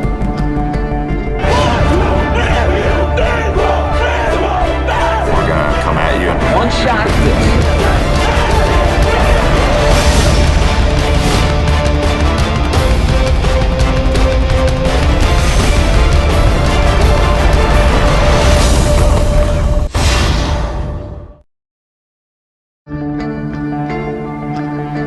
One match away from immortality. This is a total team effort.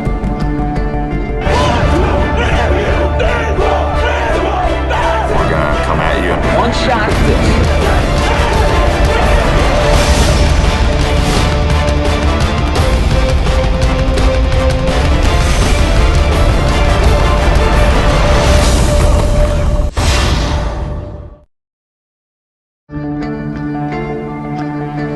One match away from immortality. This is a total team effort.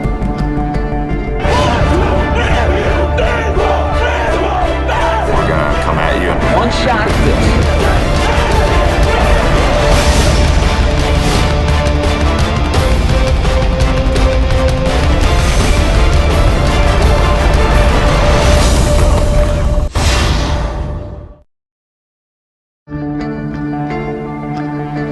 One match away from immortality. This is a total team effort.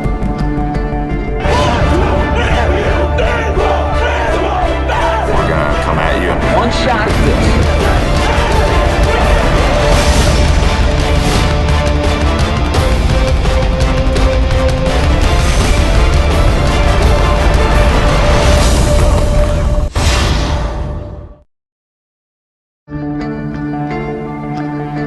One match away from immortality. This is a total team effort.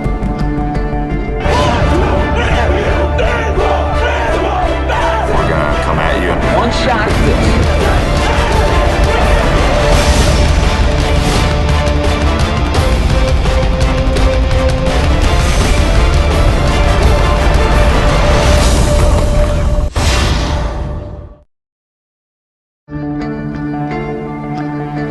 One match away from immortality. This is a total team effort.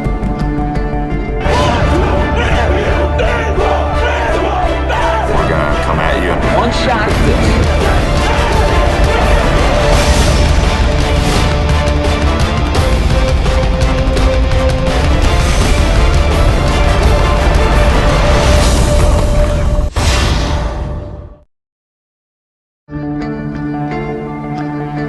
One match away from immortality. This is a total team effort.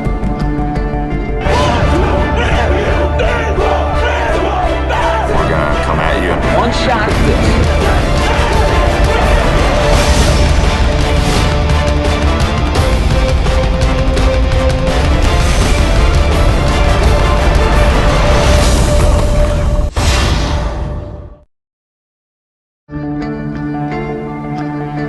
One match away from immortality.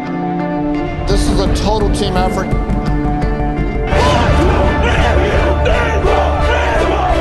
We're gonna come at you. One shot.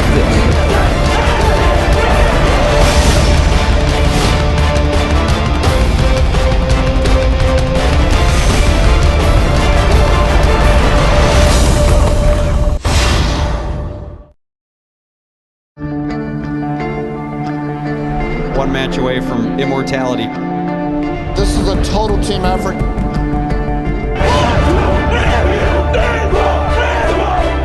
gonna come at you. One shot.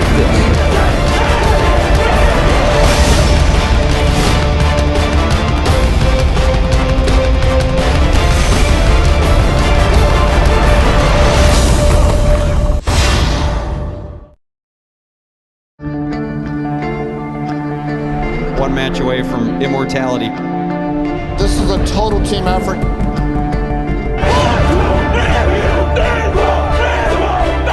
gonna come at you. One shot.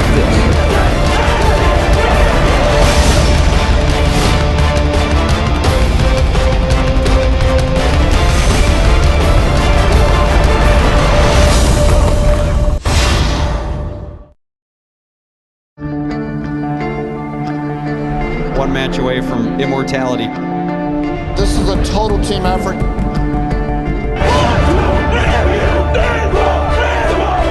We're gonna come at you. One shot.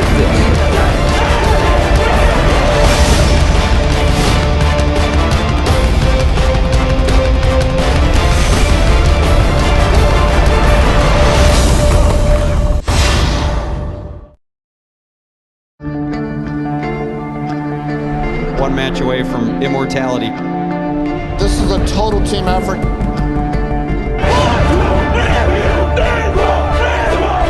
We're gonna come at you. One shot.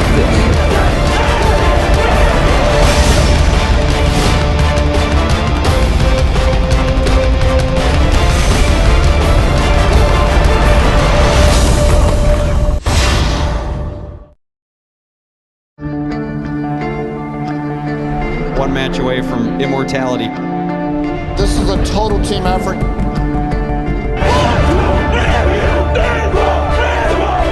We're gonna come at you. One shot.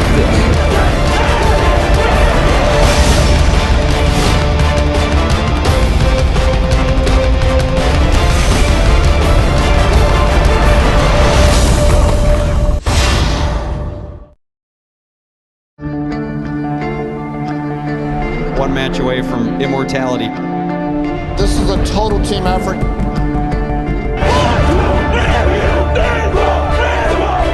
We're gonna come at you. One shot.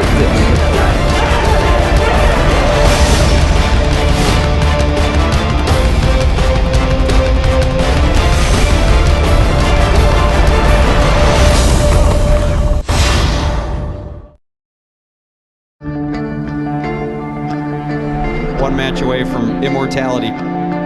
This is a total team effort.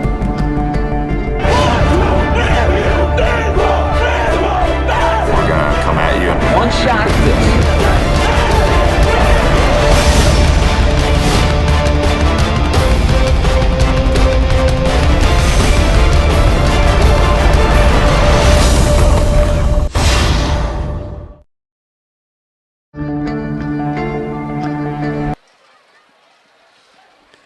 Welcome to the PlayOnSports.com halftime show, coming to you from Milpitas High School in Milpitas, California. I'm Philip Kern alongside Ben Taylor, where our halftime score is the Milpitas Trojans 14 and the Mountain View Spartans 0. And Ben, really we can sum this first half up in one word: defense.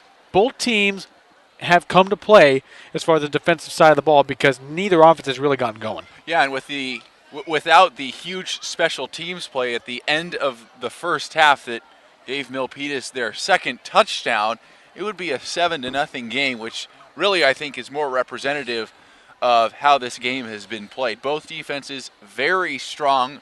Milpitas able to move the ball a little bit more effectively against Mountain View, when really Mountain View has not been able to move offensively with any kind of regularity. And that special teams play that you are talking about, of course, being the blocked punt and touchdown by Chris Malone, a very good case of athleticism and hands as the ball was blocked into the air, and he took it in for a touchdown about 20 yards out. Really the only offensive highlight that we had, and it was a good one, was Ronnie Reed lobbing it up for David Kresskamp into the end zone for the first score of the game. But really what I'm looking at here as far as the first half goes, I mean, both defenses have done very, very well, but let's take it from Mountain View's perspective for just a minute. if you are Mountain View, you've had your moments. You've had a couple of sustained drives, but you've shot yourself in the foot with penalties. You've also had protection issues. Will Fisher-Colbury has been sacked 5 times. If you're Mountain View, what adjustments do you make here for the second half? Well, you mentioned a big one, and that is finding some way to protect the quarterback, because in basically the entire second quarter, Will Fisher-Colbury was getting a lot of pressure. Now, granted, that pressure resulted in him moving outside the pocket sometimes, and that resulted in good things for Mountain View. But I think you got to find some way to protect your quarterback from the huge bodies of Milpitas. And obviously, that's much easier said than done, because Milpitas throws some monster-sized bodies at you. So that's a huge task for Mountain View here in the second half. But if they're able to get some momentum offensively, get some points on the board, I think their defense has the stuff to keep the Milpitas offense at bay. And now let's look at it from the Milpitas standpoint. From the school board view, you have to feel somewhat good about it, because your defense has been playing well, the special teams obviously contributing, and the offense has had its moments. But it's clear that there are still some issues. So for Milpitas, what do you see as far as the adjustments being made going into the second half here? Well, for the Trojans on defense, you just keep doing what you're doing. There's really no adjustments you need to make on defense, because they dialed up the pressure that resulted in 5 sacks in the first half. On offense, they threw a couple different looks as they had their starter, Ronnie Reed, in for the first few possessions. Then we saw John Keller for a possession. That resulted in a turnover. Then he was gone. So I'm not really sure what to expect from them in the second half. I liked what Keller was doing. He looked a little bit more comfortable in the pocket, certainly more mobile than the larger-sized Reed. But Reed is a senior here in league play. Maybe you go with him a little bit more and have confidence in him making the right reads.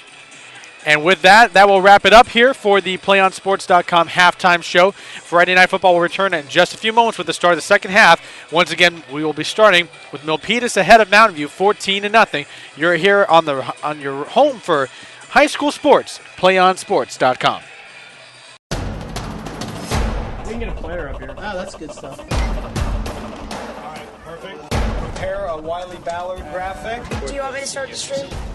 Start the stream. Camera 3. Beautiful. Oh, we're coming in on 1. For more information on how your school can join the Play On School broadcast program, go to playonsports.com/SBP. We can get a player up here. Oh, that's good stuff. All right, perfect. Prepare a Wiley Ballard graphic. Do you want me to start the stream? Start the stream. Camera 3. Beautiful. Oh, we're coming in on 1. For more information on how your school can join the Play On School broadcast program, go to playonsports.com/SBP. We can get a player up here. Oh, that's good stuff. All right, perfect. Prepare a Wiley Ballard graphic. Do you want me to start the stream? Start the stream. Camera 3. Beautiful. Oh, we're coming in on 1. For more information on how your school can join the Play On School broadcast program, go to playonsports.com/SBP.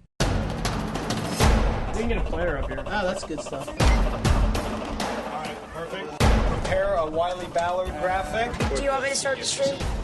Start the stream. Camera 3. Beautiful. Oh, we're coming in on 1.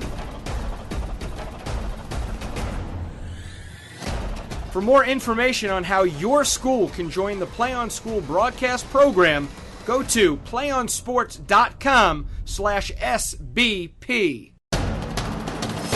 We can get a player up here. Oh, that's good stuff. All right, perfect. Prepare a Wiley Ballard graphic. Do you want me to start the stream? Start the stream. Camera 3. Beautiful. You're watching PlayOnSports.com's presentation of Friday Night Football live from Milpitas, California. I'm Philip Kern with Ben Taylor. Milpitas Trojans leading the Mountain View Spartans 14-0 as we get ready to start the second half. Milpitas will get the ball first as Chauncey Neiman, I beg your pardon, will kick it away to Trey Hartley. That will go into the end zone for a touchback. So the Milpitas Trojans will get their first crack at it as Ronnie Reed comes back onto the field. Looks like he's running off and on a little bit better, but his first series back in the first half, both you and I were noticing he was a little bit ginger going back and forth, but his mobility in the pocket looked pretty good. Yeah, and he looks to be a little bit more comfortable, still favoring that right side with a little bit of a limp, but you're exactly right. Even when he was jogging from sideline to sideline and limping, his movement in the pocket was still strong. And there's a handoff up the middle. That's the first play for the second half. Doesn't really go very far, just a couple of yards. Looked like that was Squally Canada there. He's been the primary tailback for this Trojan offense. And as we mentioned during pregame, Milpitas likes to spread it around, both running the football and passing. But multiple players in double-digit receptions and rushing carries. And here's Reed dropping back. He's just going to take it himself. He will get the first down and wisely gets out of bounds at around the 36-yard line. So some heads-up running there by Ronnie Reed, who is a little stout for the quarterback position, but he can move. Yeah, and right there showing no ill effects from whatever was ailing him in the first half as he tucked that ball and ran for double-digit yards, got his team a first down. And here we go, 1st and 10. 4 wide receivers set here for the Trojans. Reed will take the snap. He is looking to his left. He's going to lob it up for McKenzie and leads him a little too much. And, oh, boy, we may have a little bit of an injury here as Joe Flores sort of came up lame as he was trying to catch Ryan McKenzie. And McKenzie had him beat by a couple of steps. And you can see Joe Flores there. He is badly limping. And he's going to come off the field. He just can't possibly play corner with that kind of injury as Cameron Bice is going to come in and take his place. And that's a big loss for the Mountain View defense. Hopefully Flores can get stretched out over there on the sideline, get back out soon. Here's a handoff to Canada, and he's going to break a couple of tackles. He's got some room. He continues to move the legs, and he will get the first down as Squally Canada continued to plow through that Mountain View defense, shook off at least about 3 tacklers there on the Spartans, and some very impressive running and we by saw, the Milpitas running back. Pardon me. And we saw Squally Canada in the first half break off a big run that initially looked like a touchdown but was called back because of an ill-advised block in the back. So we know he has that breakaway speed if he's given enough room. So 1st and 10 here for the Trojans. A handoff this time, and that one is going absolutely nowhere. That looks like it was Vita Vea.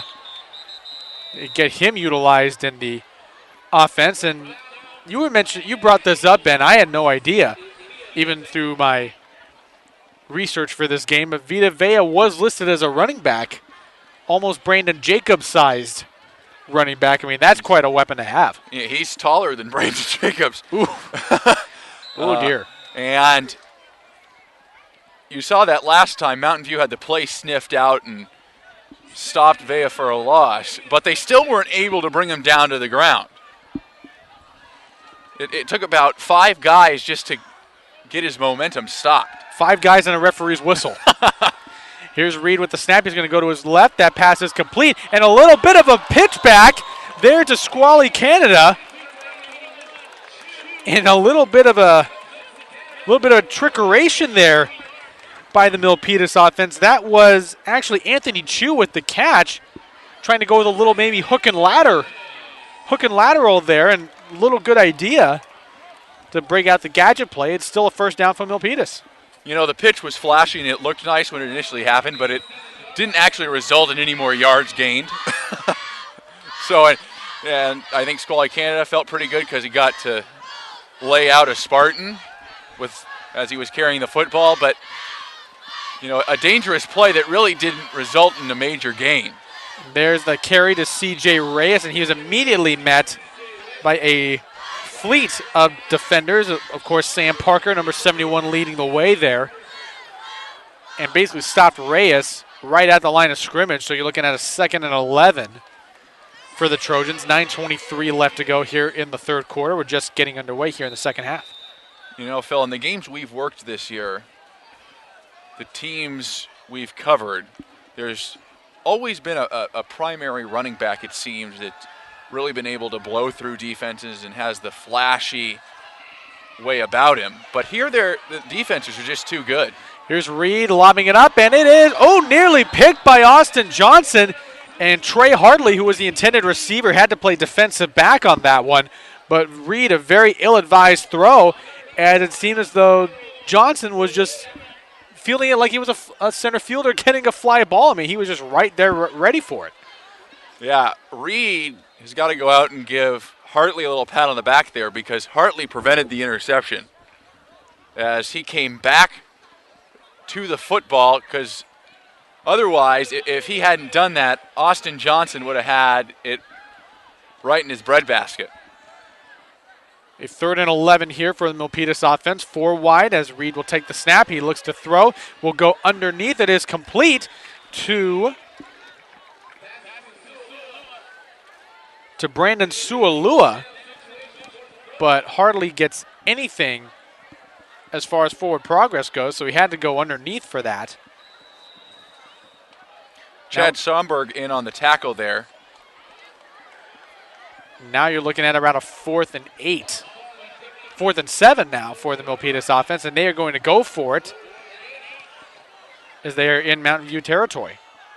Mountain View's got to be careful here. Milpitas might take a shot way downfield. And they do. Reed going deep, and it is caught.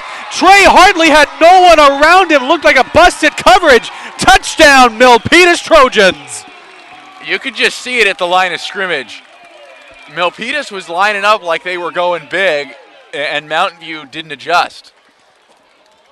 And you're exactly right, as Hartley was left wide open down the far sideline, and all Reed had to do was deliver the football. And it was an easy touchdown there. Nice opening drive for Milpitas in the second half. And a great read there by Ronnie Reed to sort of see that Hartley had just had his defender beat as this point after is up and good, but there is a penalty flag there at the line of scrimmage. Looks like it's going to be false start on Milpitas. I think you may be right. Yes, you are. So it looks like there will be a re-kick, but if you're the Milpitas offense, you got to be breathing a sigh of relief right now because you've been sort of waiting for that big play to happen, and you finally get it in that Reed to Hartley connection. So now that spreads out that entire Spartan defense. Yeah, and Mountain View right there was just set up to play defense on a play that was guided towards the first down marker. And Milpitas took advantage of the opportunity and went big. And are now reaping the benefits, pending the extra point up by 21 points. The go big or go home 4th down motto. As the kick is up by Gonzalez, and it is good. So distance not an issue with him right now. 8:14 left to go here in the third quarter. Already some offensive fireworks here as Milpitas Trojans have made it a 3-score game ahead of the Mountain View Spartans, 21-0. PlayOn Sports is on Facebook and Twitter, giving you news and information and links to great highlights. Follow us at PlayOn Sports on both Facebook and Twitter. You can also access thousands of live and on-demand games on YouTube at youtube.com/PlayOnNetwork. Keep up with all the high school action every week. From your destination for high school sports, PlayOnSports.com. Philip Kern alongside my colleague Ben Taylor here on the campus of Milpitas High School, where the Trojans have blown this one wide open and have made it a 3-score game here, 21-0 over the Mountain View Spartans. And Ben, I got to tell you something. The Spartans, if they didn't feel like they had their back up against the wall then, they surely feel like it now. Yeah, if you're Mountain View, you got to be careful here. Got to come out and have an offensive possession that at the very least is prolonged. Best case scenario, it results in a touchdown that gets you back into this, but you can't go 3 and out and give the Milpitas offense the football again. Here's Anthony Avery fielding the kickoff. He's going to field it right at the goal line, making some moves. He's going to bounce to the far sideline. He's at the 20, and he will be dragged down right there by Byron Perea on the tackle. Very nicely done. And so Mountain View will have their first possession of the second half. And let's see if they can actually keep Will Fisher Colbury upright. It certainly is the task for them here in the second half. And I'm sure that was emphasized in the halftime speech in the locker room. You would think for Coach Teray Carter, that would be one of the things he would be heavily emphasizing, especially just how drastic that protection just broke down, especially in the second quarter. 1st and 10 for the Spartan offense. 8:05 left here in the third quarter. Vita Vea there on the Milpitas defense trying to draw a flag here, thinking he may have been trying to draw an offsides. Fisher Colbury over the middle. The pass is caught by Austin Johnson, but he was tackled right there as David Kruskamp was there on the stop. You know, and Vita Vea came up, acted like he was going to blitz, and he actually did force a move from the Mountain View tailback, but the referees didn't see it. Should have been a false start. Very much should have been, but Mountain View gets away with one right there. So Vita Vea, very heady player. 2nd and 5, Fisher Colbury will go back to throw. Little screen pass, that's going to be complete to Frankie Myers, and that's going to it looks like that's going to be a first down. It is. And a little more. So we haven't really been calling Frankie Myers' name all that much. And you would think with the absence of Marcus Jones that he would be a little more involved in the offensive game plan. But not as much as we thought. Well, I think it's a sign of how little the Mountain View offense has been able to move the football in this game. So you're right. They're missing their big playmaker, but at the same time, you're not hearing names that you should be hearing if Mountain View was actually moving the football. 1st and 10 here, 7:15 to go. Vea is showing blitz. Now he backs off. Fisher Colbury takes the snap. He's looking, and he's got his man, and it's led him a little too far as Devin Schomburg was his intended receiver. Or Chad Schomburg, I beg your pardon. I mean, Vita Vea was right on Fisher Colbury on that snap. I don't know how Mountain View missed a block on somebody that size, but Vita Vea showed blitz at the line, actually blitzed, and did not have a Spartan touch him in his route to the football. I don't blame Fisher Colbury for getting rid of the football there when he did. Might have been a little early, which resulted in the incomplete pass, but he was going to be leveled otherwise. Here we go, 2nd and 10. Fisher Colbury evades the pressure, and it's going to be incomplete. Looks like intended for Austin Johnson, but again, he is feeling the heat coming from that Trojan defense and nearly evaded another sack. But he's got to be hearing footsteps, feeling the breath on his neck, whatever you want to call it. He's feeling the pressure. Well, and so far here on the past 2 plays, he's been able to spin away from it. But at some point, as we saw in the second quarter, Milpitas is going to get to him. 3rd and 10, Fisher Colbury, a pass in and out of the hands of Anthony Avery, and that's a huge play because he was right there by the first down marker and easily could have kept the drive alive, but instead it's going to be a 3 and out for the Mountain View Spartans, and the frustration continues for Will Fisher Colbury and that Spartan offense. Well, and the Trojans just keep dialing up blitz after blitz after blitz and putting pressure on Mountain View because the Spartans simply haven't shown that they can deal with it effectively. There's a flag here before the snap. We've been seeing quite a few flags, at least so far in this one. Looks like it's illegal motion on Mountain View. So they'll move back 5 more yards.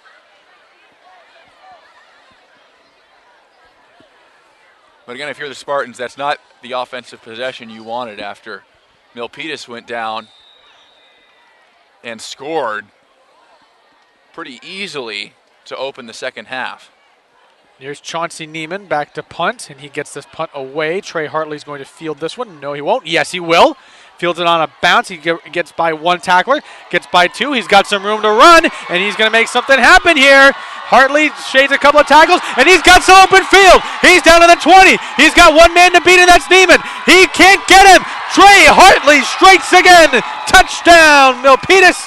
But there is a flag right where he fielded the punt. Not sure, maybe it was an illegal field after a fair catch or what, but that may just be a deflating flag. Oh, wow. I think that is yet another block in the back on Milpitas. That's the second touchdown they're going to have taken away. Now, this one, the block in the back, did allow Hartley to get away. So it's a different situation than what happened in the first half, where the play was long gone when the block in the back occurred.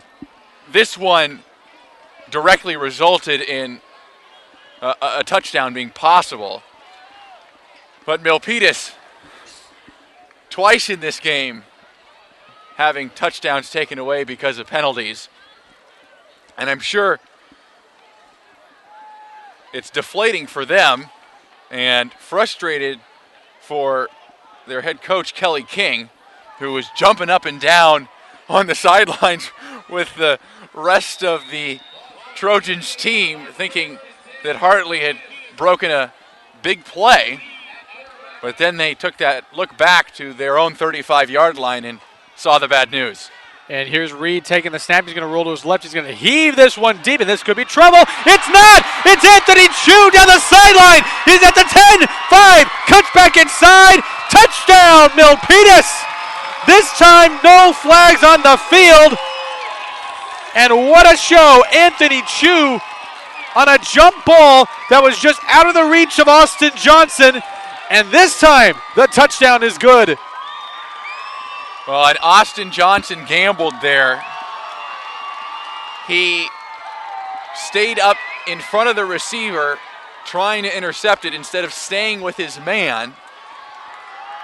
And it was a bad gamble because the throw from Reed was perfect. Chu caught it, turned around, and he was gone. Another big play comes back for Milpitas' favor. The point after is up off the upright, and it still goes in. Pretty symbolic of the kind of night it's been for Milpitas, especially the second half. Hey, let's just kick a point after off the upright. It's still going to go in.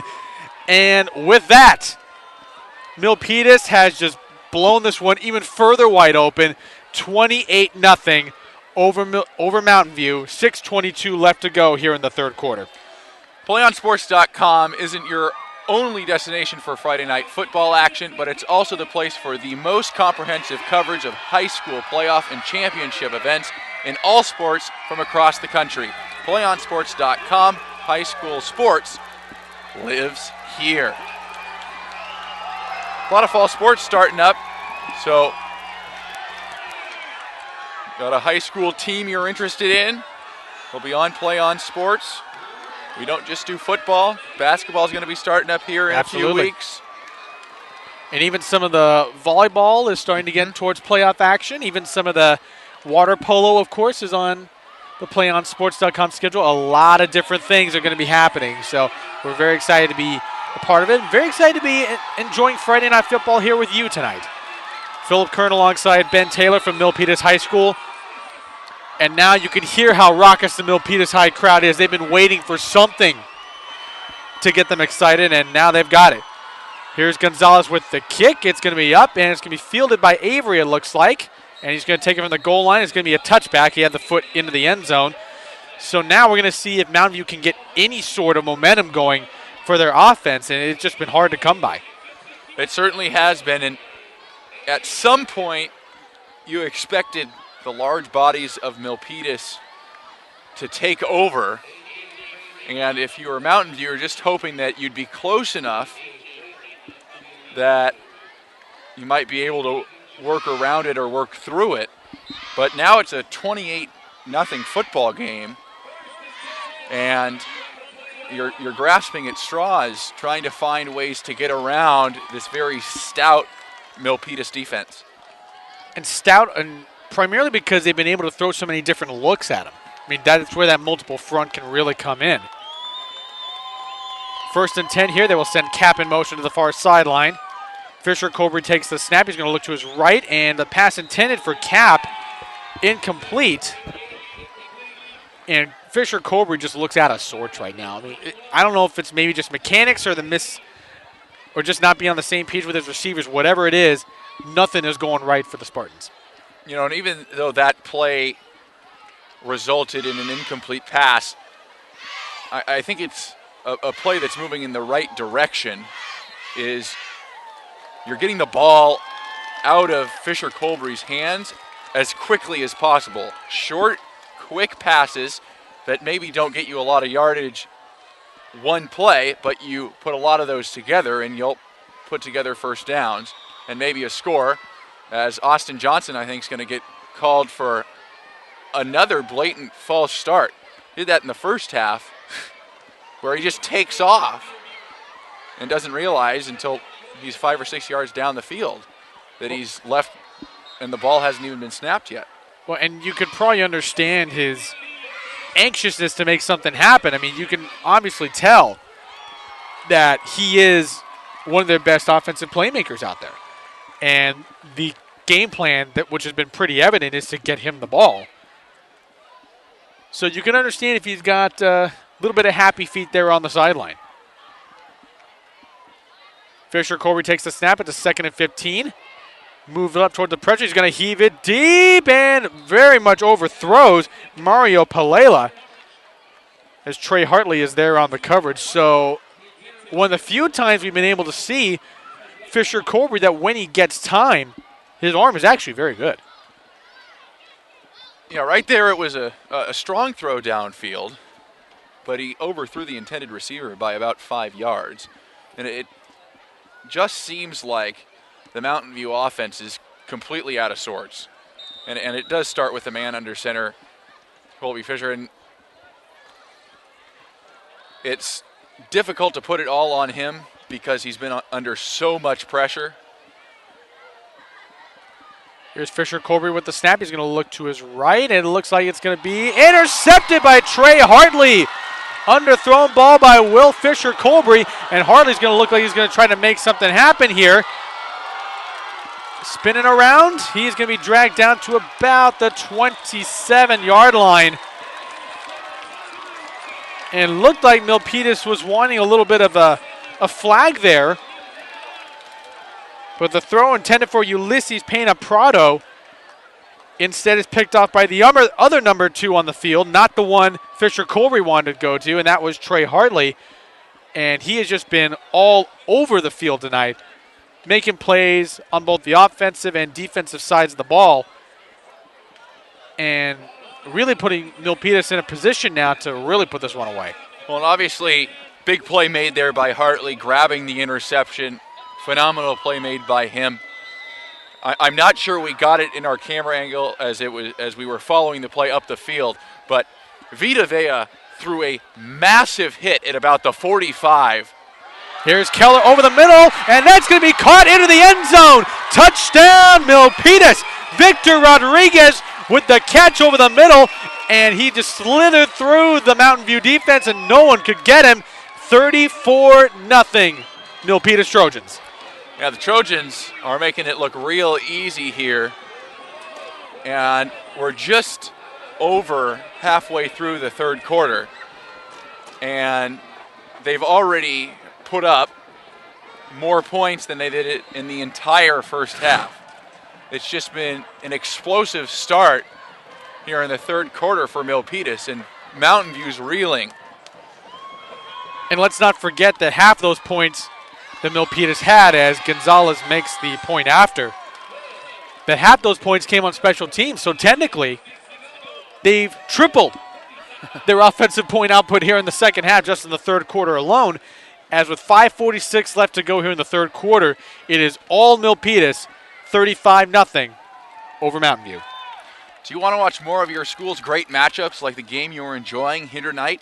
Tell your school to sign up for the PlayOn Sports School Broadcast Program. The program allows schools to broadcast all their games and other activities on the web. For more information, go to playonsports.com/SBP. And we are definitely enjoying this one with you here from the campus of Milpitas High School. Philip Kern alongside Ben Taylor, the PlayOnSports.com crew, bringing you some of the best Central Coast section football action on this Friday night. And despite what the score says, this has been a fun game to watch. I mean, just all the displays of athletic ability that have been evident tonight has been really enjoyable to watch. As Jesus Gonzalez ready to kick from right to left. A little bit of a squibber. This is probably going to go into the end zone. It is a touchback. Very close, though, as Anthony Avery, I'm sure, wanted a little bit of a flag for having the kick go out of bounds before crossing the end zone.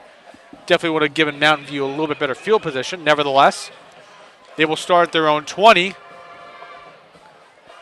And perhaps already starting to wonder, can we get to the bus now? Well, if you're Mountain View, I mean, you're not worrying about field position right now. You just need to put some plays together, wherever they are on the field. You know, complete a 5-yard pass. Just get things started offensively. Here's Fisher Colby on the handoff to Flores. He's got some room to the outside and only gets a couple of yards there. The tackle made by C.J. Reyes. Went right for the legs of Joe Flores, and we saw him sort of have some leg issues earlier on. It looks like he's running okay, so yeah, I think no issue there. I think that last leg issue we saw was just a cramp, so he went over there, got it stretched out. Clearly running well there. But as we've seen throughout this game, Milpitas just is not going to allow a big running game. They're too quick and they're too big. They're very, very hard to run on. And they've proven that today. It doesn't matter if you run up the middle or the outside. They're getting after it. Here's Fisher Colby under center. Here's the handoff to Myers, and he's not going anywhere. This run offense for Mountain View has just been absolutely bottled up. And when I talked to Coach Teray Carter, he said one of the keys for their offense, for their whole game plan really, was to execute. Well, one problem with that is the running game hasn't really been executing. It's forced them to become a little more one-dimensional than they'd like. Well, and it's hard to execute when your top playmaker is hurt. And you take Marcus Jones out of the equation. You have some guys who spent some time at tailback, but they aren't Marcus Jones. Here's Fisher Colby dropping back. He's going to look to his right and lay it up for Anthony Avery. He's incomplete, who's surrounded by about 3 different Milpitas defenders. Curtis Hicks there on the coverage. And it looks actually as though we've gone to a running clock here with the score 35-0. And that's one of the interesting wrinkles of high school football. When the score gets a little out of hand, the running clock gets implemented, which is a smart thing to do at this point, because a regular clock would probably increase the probability of maybe a key injury that maybe shouldn't happen. 2:52 left to go here in the third quarter, as Neiman, who's been very busy tonight, back to work at the punting game, and didn't get much on this kick, and doesn't take a very good bounce, as it will roll out to around the Milpitas 38-yard line. That's where the Trojans will take over. That punt landed about 6 inches from Mountain View's Jake Butters, who is running up the field, and he had no idea the football was coming anywhere near him as the football flew past his face, landed on the ground, and he was looking around like, what's happening? What's happening? That punt definitely was intended to go much farther than it did. So here we have John Keller here again taking snaps at quarterback. Hand out to Squally Canada. He will bounce it out to the outside, and he's got some running room. He's got the first down. Nearly dragged down by his jersey. Perhaps even almost looked like a horse collar tackle there for a second.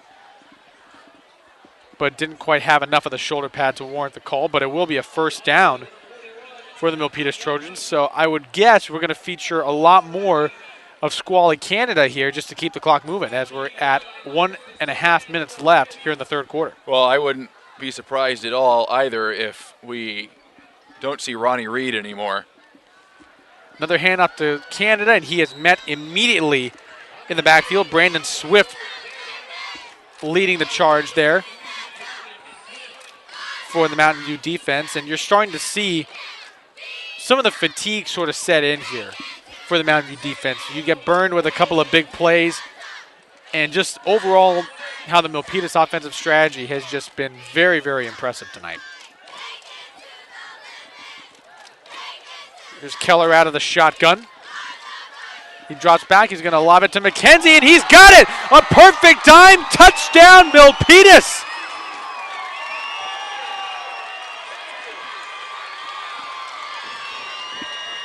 Ryan McKenzie on an absolutely perfect throw by John Keller. And at this point, it doesn't really matter who's at the controls of the Milpitas offense. It is all systems go.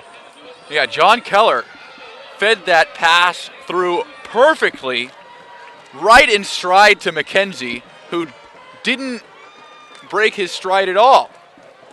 Caught it at about the 15 and danced right into the end zone.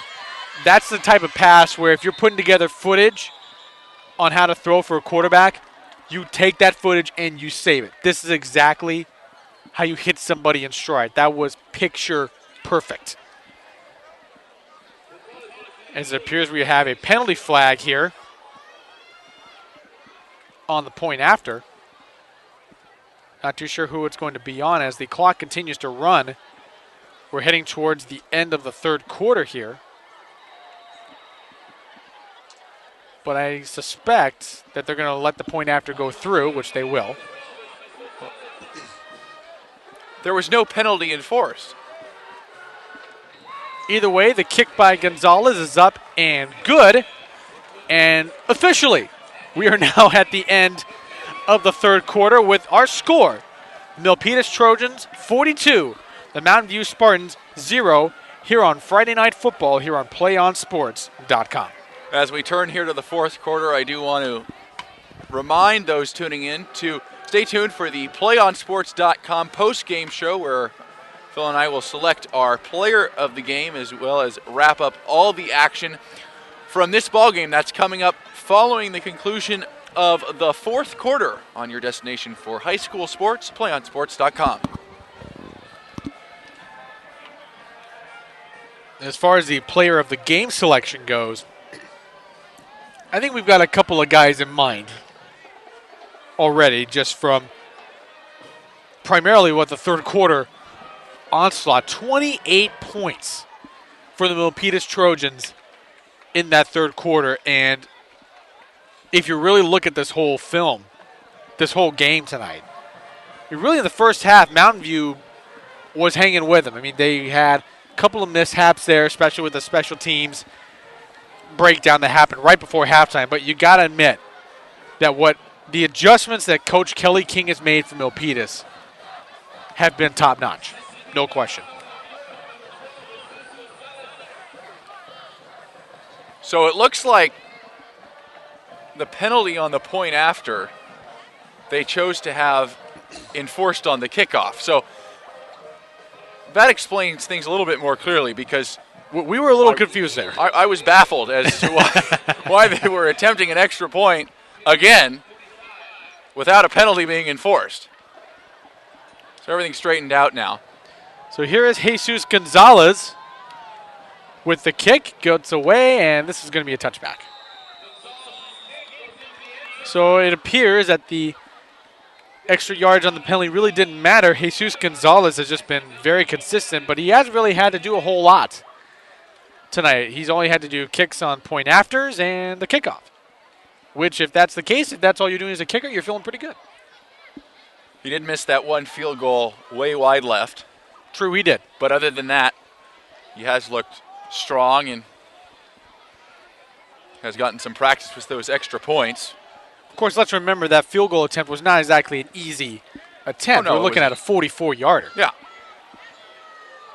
Did have the distance, though, just way too far left. So here comes Mountain View from their own 20. 11:02 left to go here in the fourth quarter.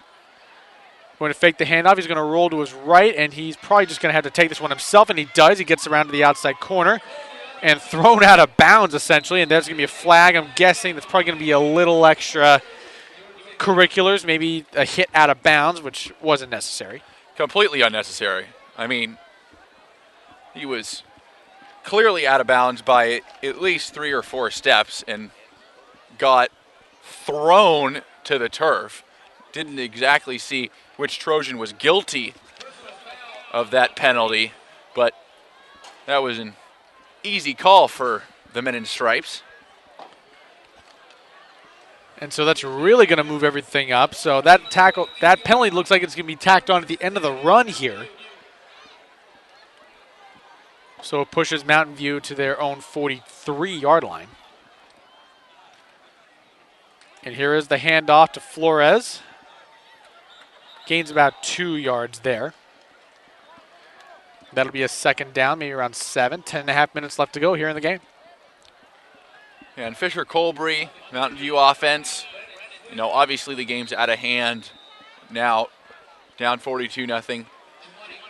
But, maybe you get something going here, a few runs, get down into the red zone, maybe punch it in, at least put some points up on the board here, make you feel slightly better about the performance here tonight. And there's another flag right there. Looks like it might be another false start, and it is.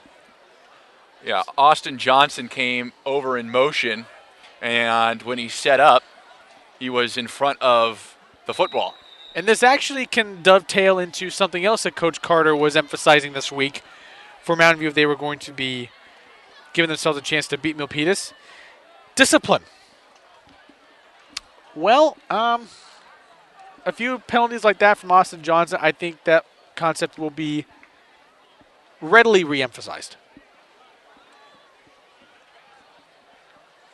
Here is the snap from Fisher Colbury. He is looking over the middle. The pass is complete to Pena Prado, and he will have the first down. That's the biggest play Mountain View's had the entire game there, and it was nice. It was. It was a very nice connection. I think this is more of what Coach Carter had in mind putting this offense together. Ulysses Pena Prado ran a very nice route, the 6-foot senior who plays receiver and a little bit of defensive back as well. Well, and it was very simple play. Nothing very flashy. And there is the handoff to, it looks like Jake Butters. So he's getting some time in at running back.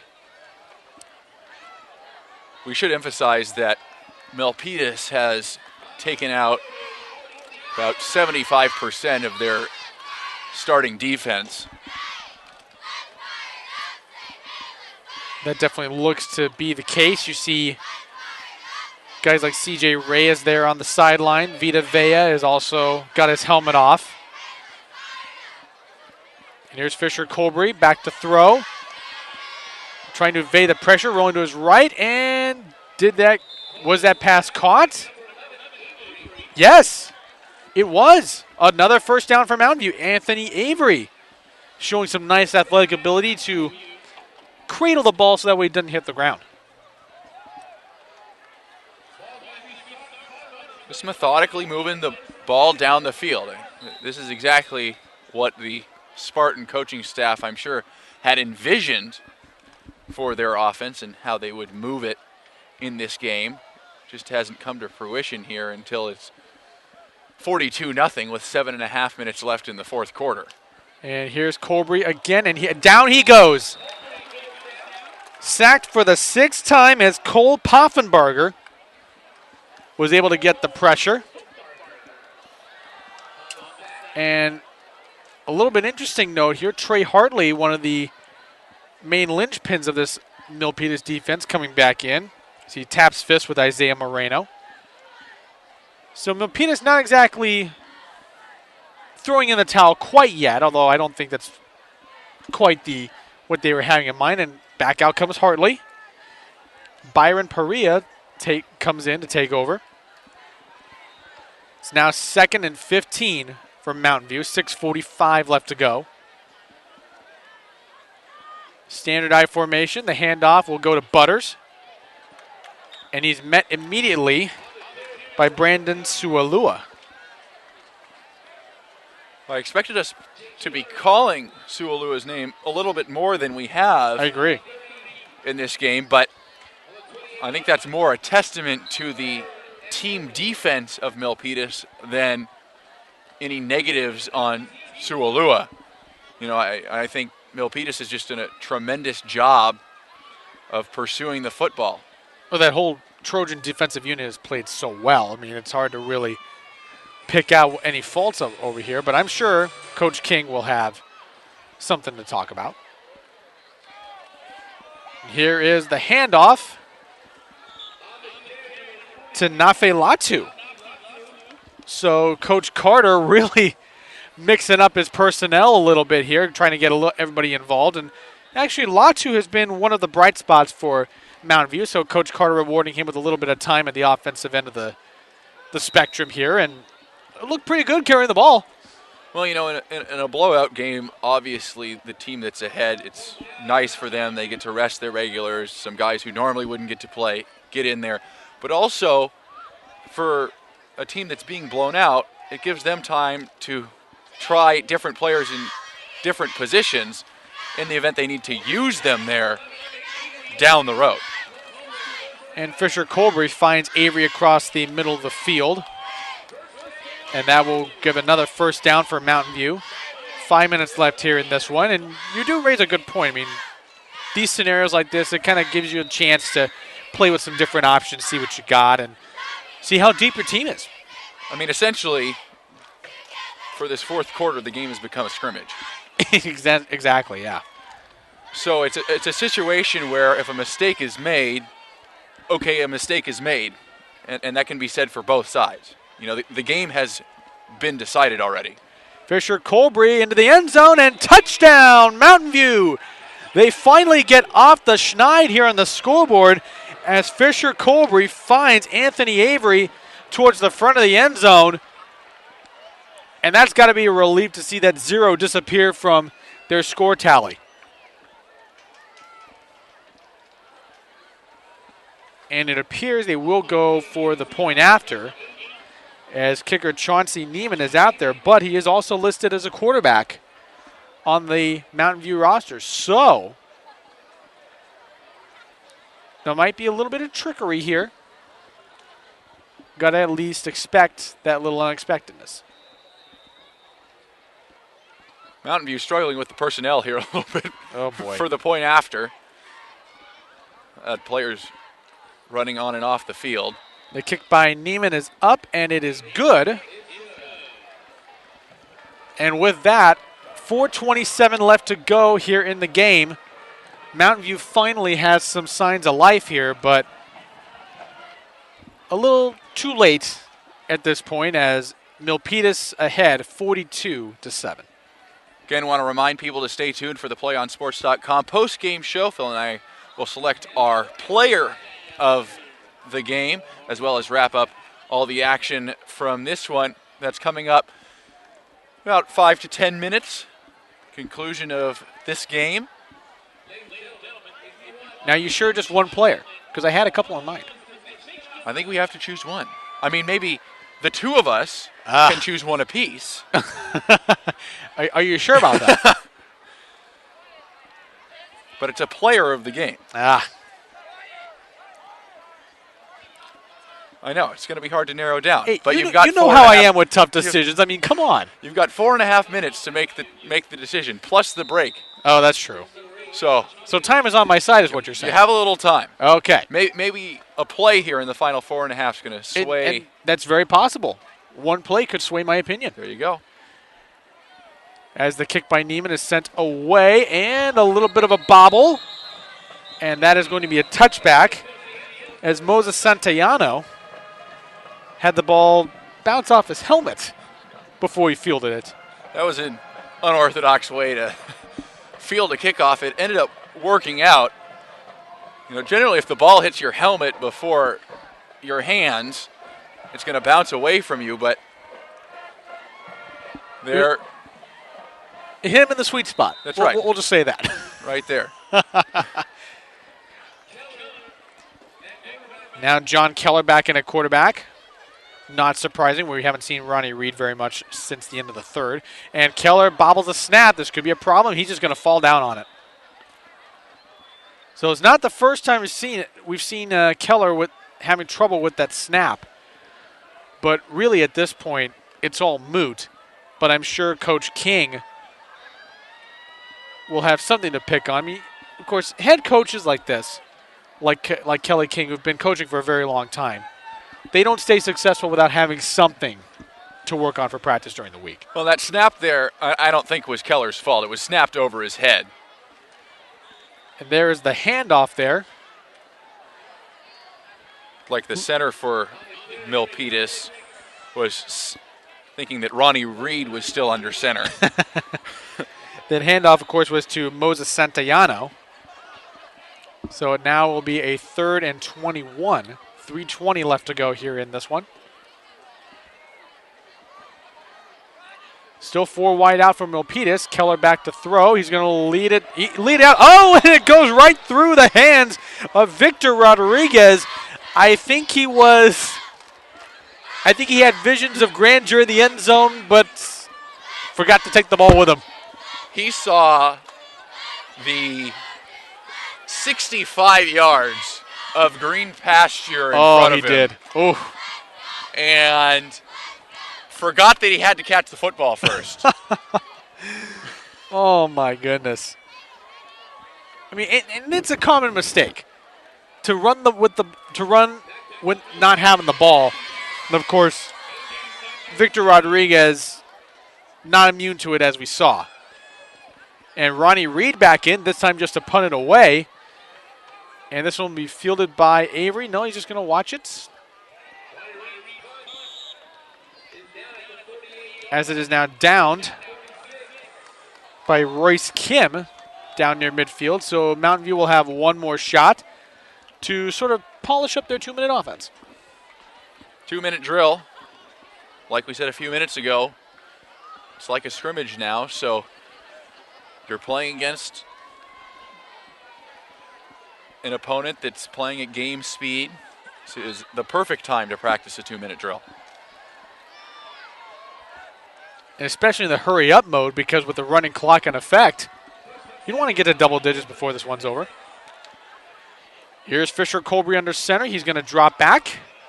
Looks to his right. He's got a man, and that's Avery. He makes the catch. He breaks the tackle. He stays in bounds, and he's going to be dragged down to around the 20-yard line. But a very nice run after the catch there by Anthony Avery. And Avery showed that ability in this game. He's slippery. Yes. Milpitas hasn't given him a whole lot of opportunities to catch the football. No. But when he has caught it, he showed some speed. 1 minute left in this one. 1st and 10 for the Mountain View Spartans. Fisher Colby drops back. He's looking left. He's looking for Pena Prado again. Does make the catch, but they do stay in bounds. So Mountain View may want to hurry this along a little bit. And we do have a timeout called. And it looks That's like official timeout. thought Mountain View had called a timeout. Oh, no, there's an injured player here close to the Milpitas sideline. Trying to take a look on the shoulder pad. Looks like it's number 6, Moses Santayano. We're trying to get a good look. We're up here on top of the press box here at Milpitas High School, alongside some of the various cameramen that are here with us filming the game as well. We want to thank the campus of Milpitas High School for being very accommodating to us tonight. They've been very hospitable to us and really enjoying the fact that they get to have some publicity for their football program. Yeah, the only thing that would have been better is if we had a space heater up here. Are you saying that because you forgot to bring your own jacket? Well, maybe. Okay. That would explain a bit. So now Santayano is off the field. Play resumes. Fisher Colbury back. Going to lob it up towards the end zone, and it incomplete. Pass intended for Anthony Avery going towards the back of the end zone. And with the running clock in effect, Mountain View probably has a chance for one more play. And you'd imagine just going into the end zone. There's no reason to run a play other than something into the end zone here with 10 seconds left. No question. Time ticking away here, 6 seconds. This could be the last play of the game. Fisher Colbury towards the end zone. Incomplete. Way overshoots Anthony Avery, and that is going to do it. As the Milpitas faithful have something to celebrate here. It looked a little skittish there for the first half, but they do make amends with a 28-point third quarter, and that was the difference. Your final score, the Milpitas Trojans 42, the Mountain View Spartans 7 on Friday Night Football on PlayOnSports.com.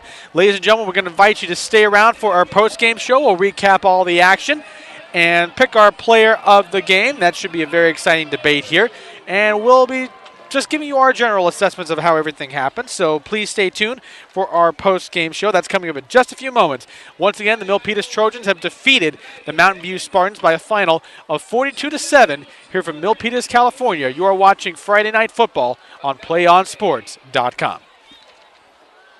We can get a player up here. Oh, that's good stuff. All right, perfect. Prepare a Wiley Ballard graphic. Do you want me to start the stream? Start the stream. Camera 3. Beautiful. We're coming in on 1. For more information on how your school can join the Play On School broadcast program, go to playonsports.com/SBP.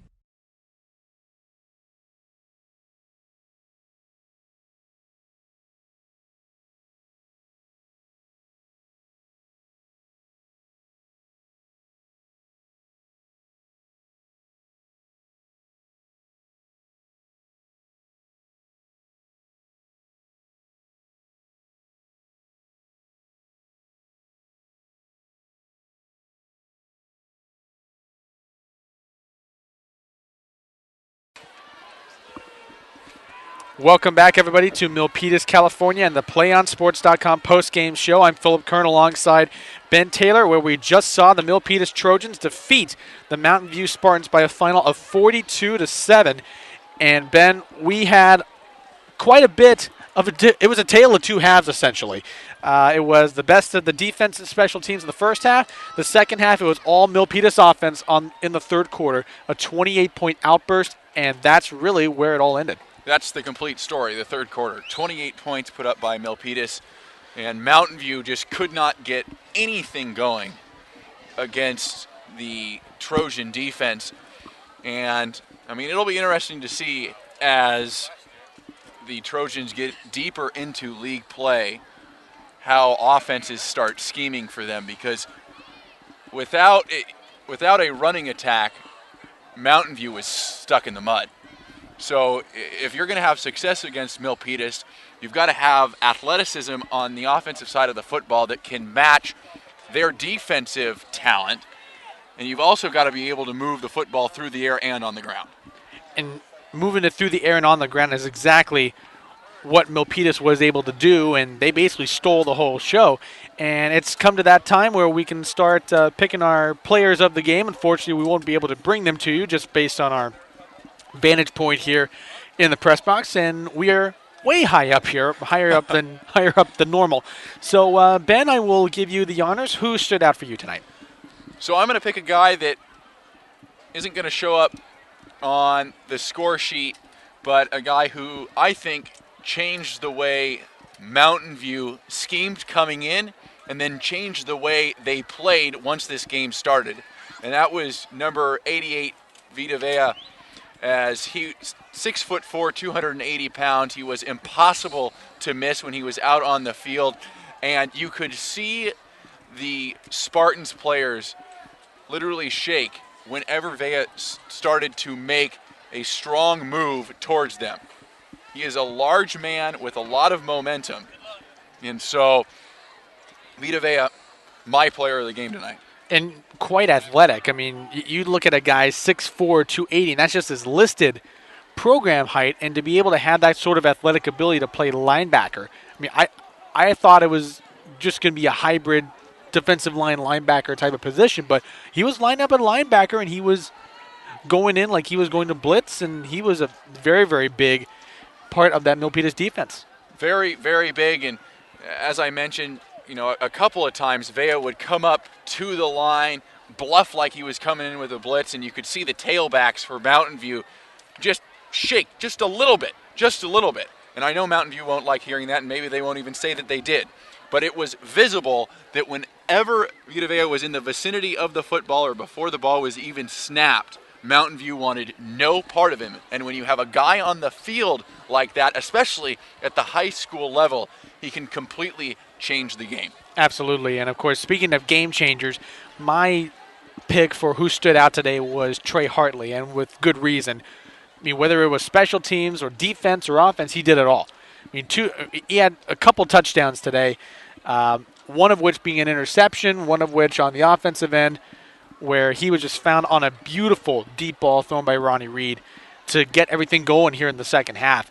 And really was all over the field, making all kinds of plays. And his presence was really felt throughout the whole game, really. I mean, even though he played only about 3 quarters worth, that was enough. Well, and Hartley could have had 3 touchdowns if he hadn't had a punt return called back because of a block in the back. So he was all over the place, and he certainly made his presence felt on both sides of the football. Absolutely. So let's go back to what Mountain View must be thinking right now. Obviously, a league game, they now fall to 0-2 in league, 2-3 overall. Can you really point this as just saying, if they had Marcus Jones, this would be a different story, or was it just a flat-out domination by Milpitas where Jones really wouldn't have made that much of a difference? I think Jones would have made a difference. I think in the end, Milpitas would have won anyway. There's no way it would have been this big of a blowout because without Jones, Mountain View became completely one-dimensional, and Milpitas just feasted on that fact. So as far as Mountain View going forward, what adjustments do you expect that they will make heading into next week? Well, it depends on how bad this injury is to Marcus Jones, because if they have to go another week without him, they're obviously going to have to develop their running game a little bit more. I don't know off the top of my head who they're playing next week, but I have my doubts about the fact that they'll be facing a defense as athletic and as huge as Milpitas was. So they'll develop that running game a little bit more, and there's just got to be more connection between quarterback Will Fisher Colbury and his receiving core. Maybe it was the Milpitas defense flying around that got them out of sync. We've only seen them for this one game, but I mean, I got to tell you, it looks like the quarterback and the receivers were just not in sync at all from the first whistle to the final buzzer. And probably the 6 sacks of Will Fisher Colbury played a role into that. But now we segue to Milpitas. 4-1, a very decisive league victory. They now go to 2-0 in league play, which is really, if you're Coach Kelly King, this is where you want to start. So going forward for them, what do you think will be the focus now heading into next week for them? Well, I think the focus has to be on offense because defensively they're strong. You know, they've got the bodies on that side. They've got the corners and the safeties that are going to keep up with, I think, pretty close to any high school player. And so the defense is pretty much set. On offense, I'd like to see a little bit better decision making from Ronnie Reed under center, so I think they can certainly work on that. But they also have that two quarterback thing working for them that I wouldn't be at all shocked to see them continue to use throughout league play. So you work on the quarterback a little bit. I think they can go to the air some more. But, man, Milpitas looks real good. They look real good. And so it's going to be fine-tuning stuff here as they get deeper and deeper into league play. And maybe one week they lose one and some flaws are exposed. But as for tonight, you know, they look like one of the best teams in the South Bay. They really do. And, of course, any team would love to be 4-1 at this point. So, I mean, Nothing wrong with that. It's a very good spot to be in. And, of course, you mentioned the two quarterback system. John Keller had some nice moments today. So, really, they are deep as far as the offensive side of the ball. And that is going to do it here for the PlayOnSports.com postgame show. I'd like to thank our videographer, Nico Chastain, our producer, Brad Youngquist, and, of course, my colleague, Ben Taylor. Thank you again, everybody, for joining us tonight, where, once again, the Milpitas Trojans defeat the Mountain View Spartans 42-7. On behalf of everybody, my name is Philip Kern. You've been watching Friday Night Football on PlayOnSports.com. And as always, have a good night, everybody. One match away from immortality. This is a total team effort.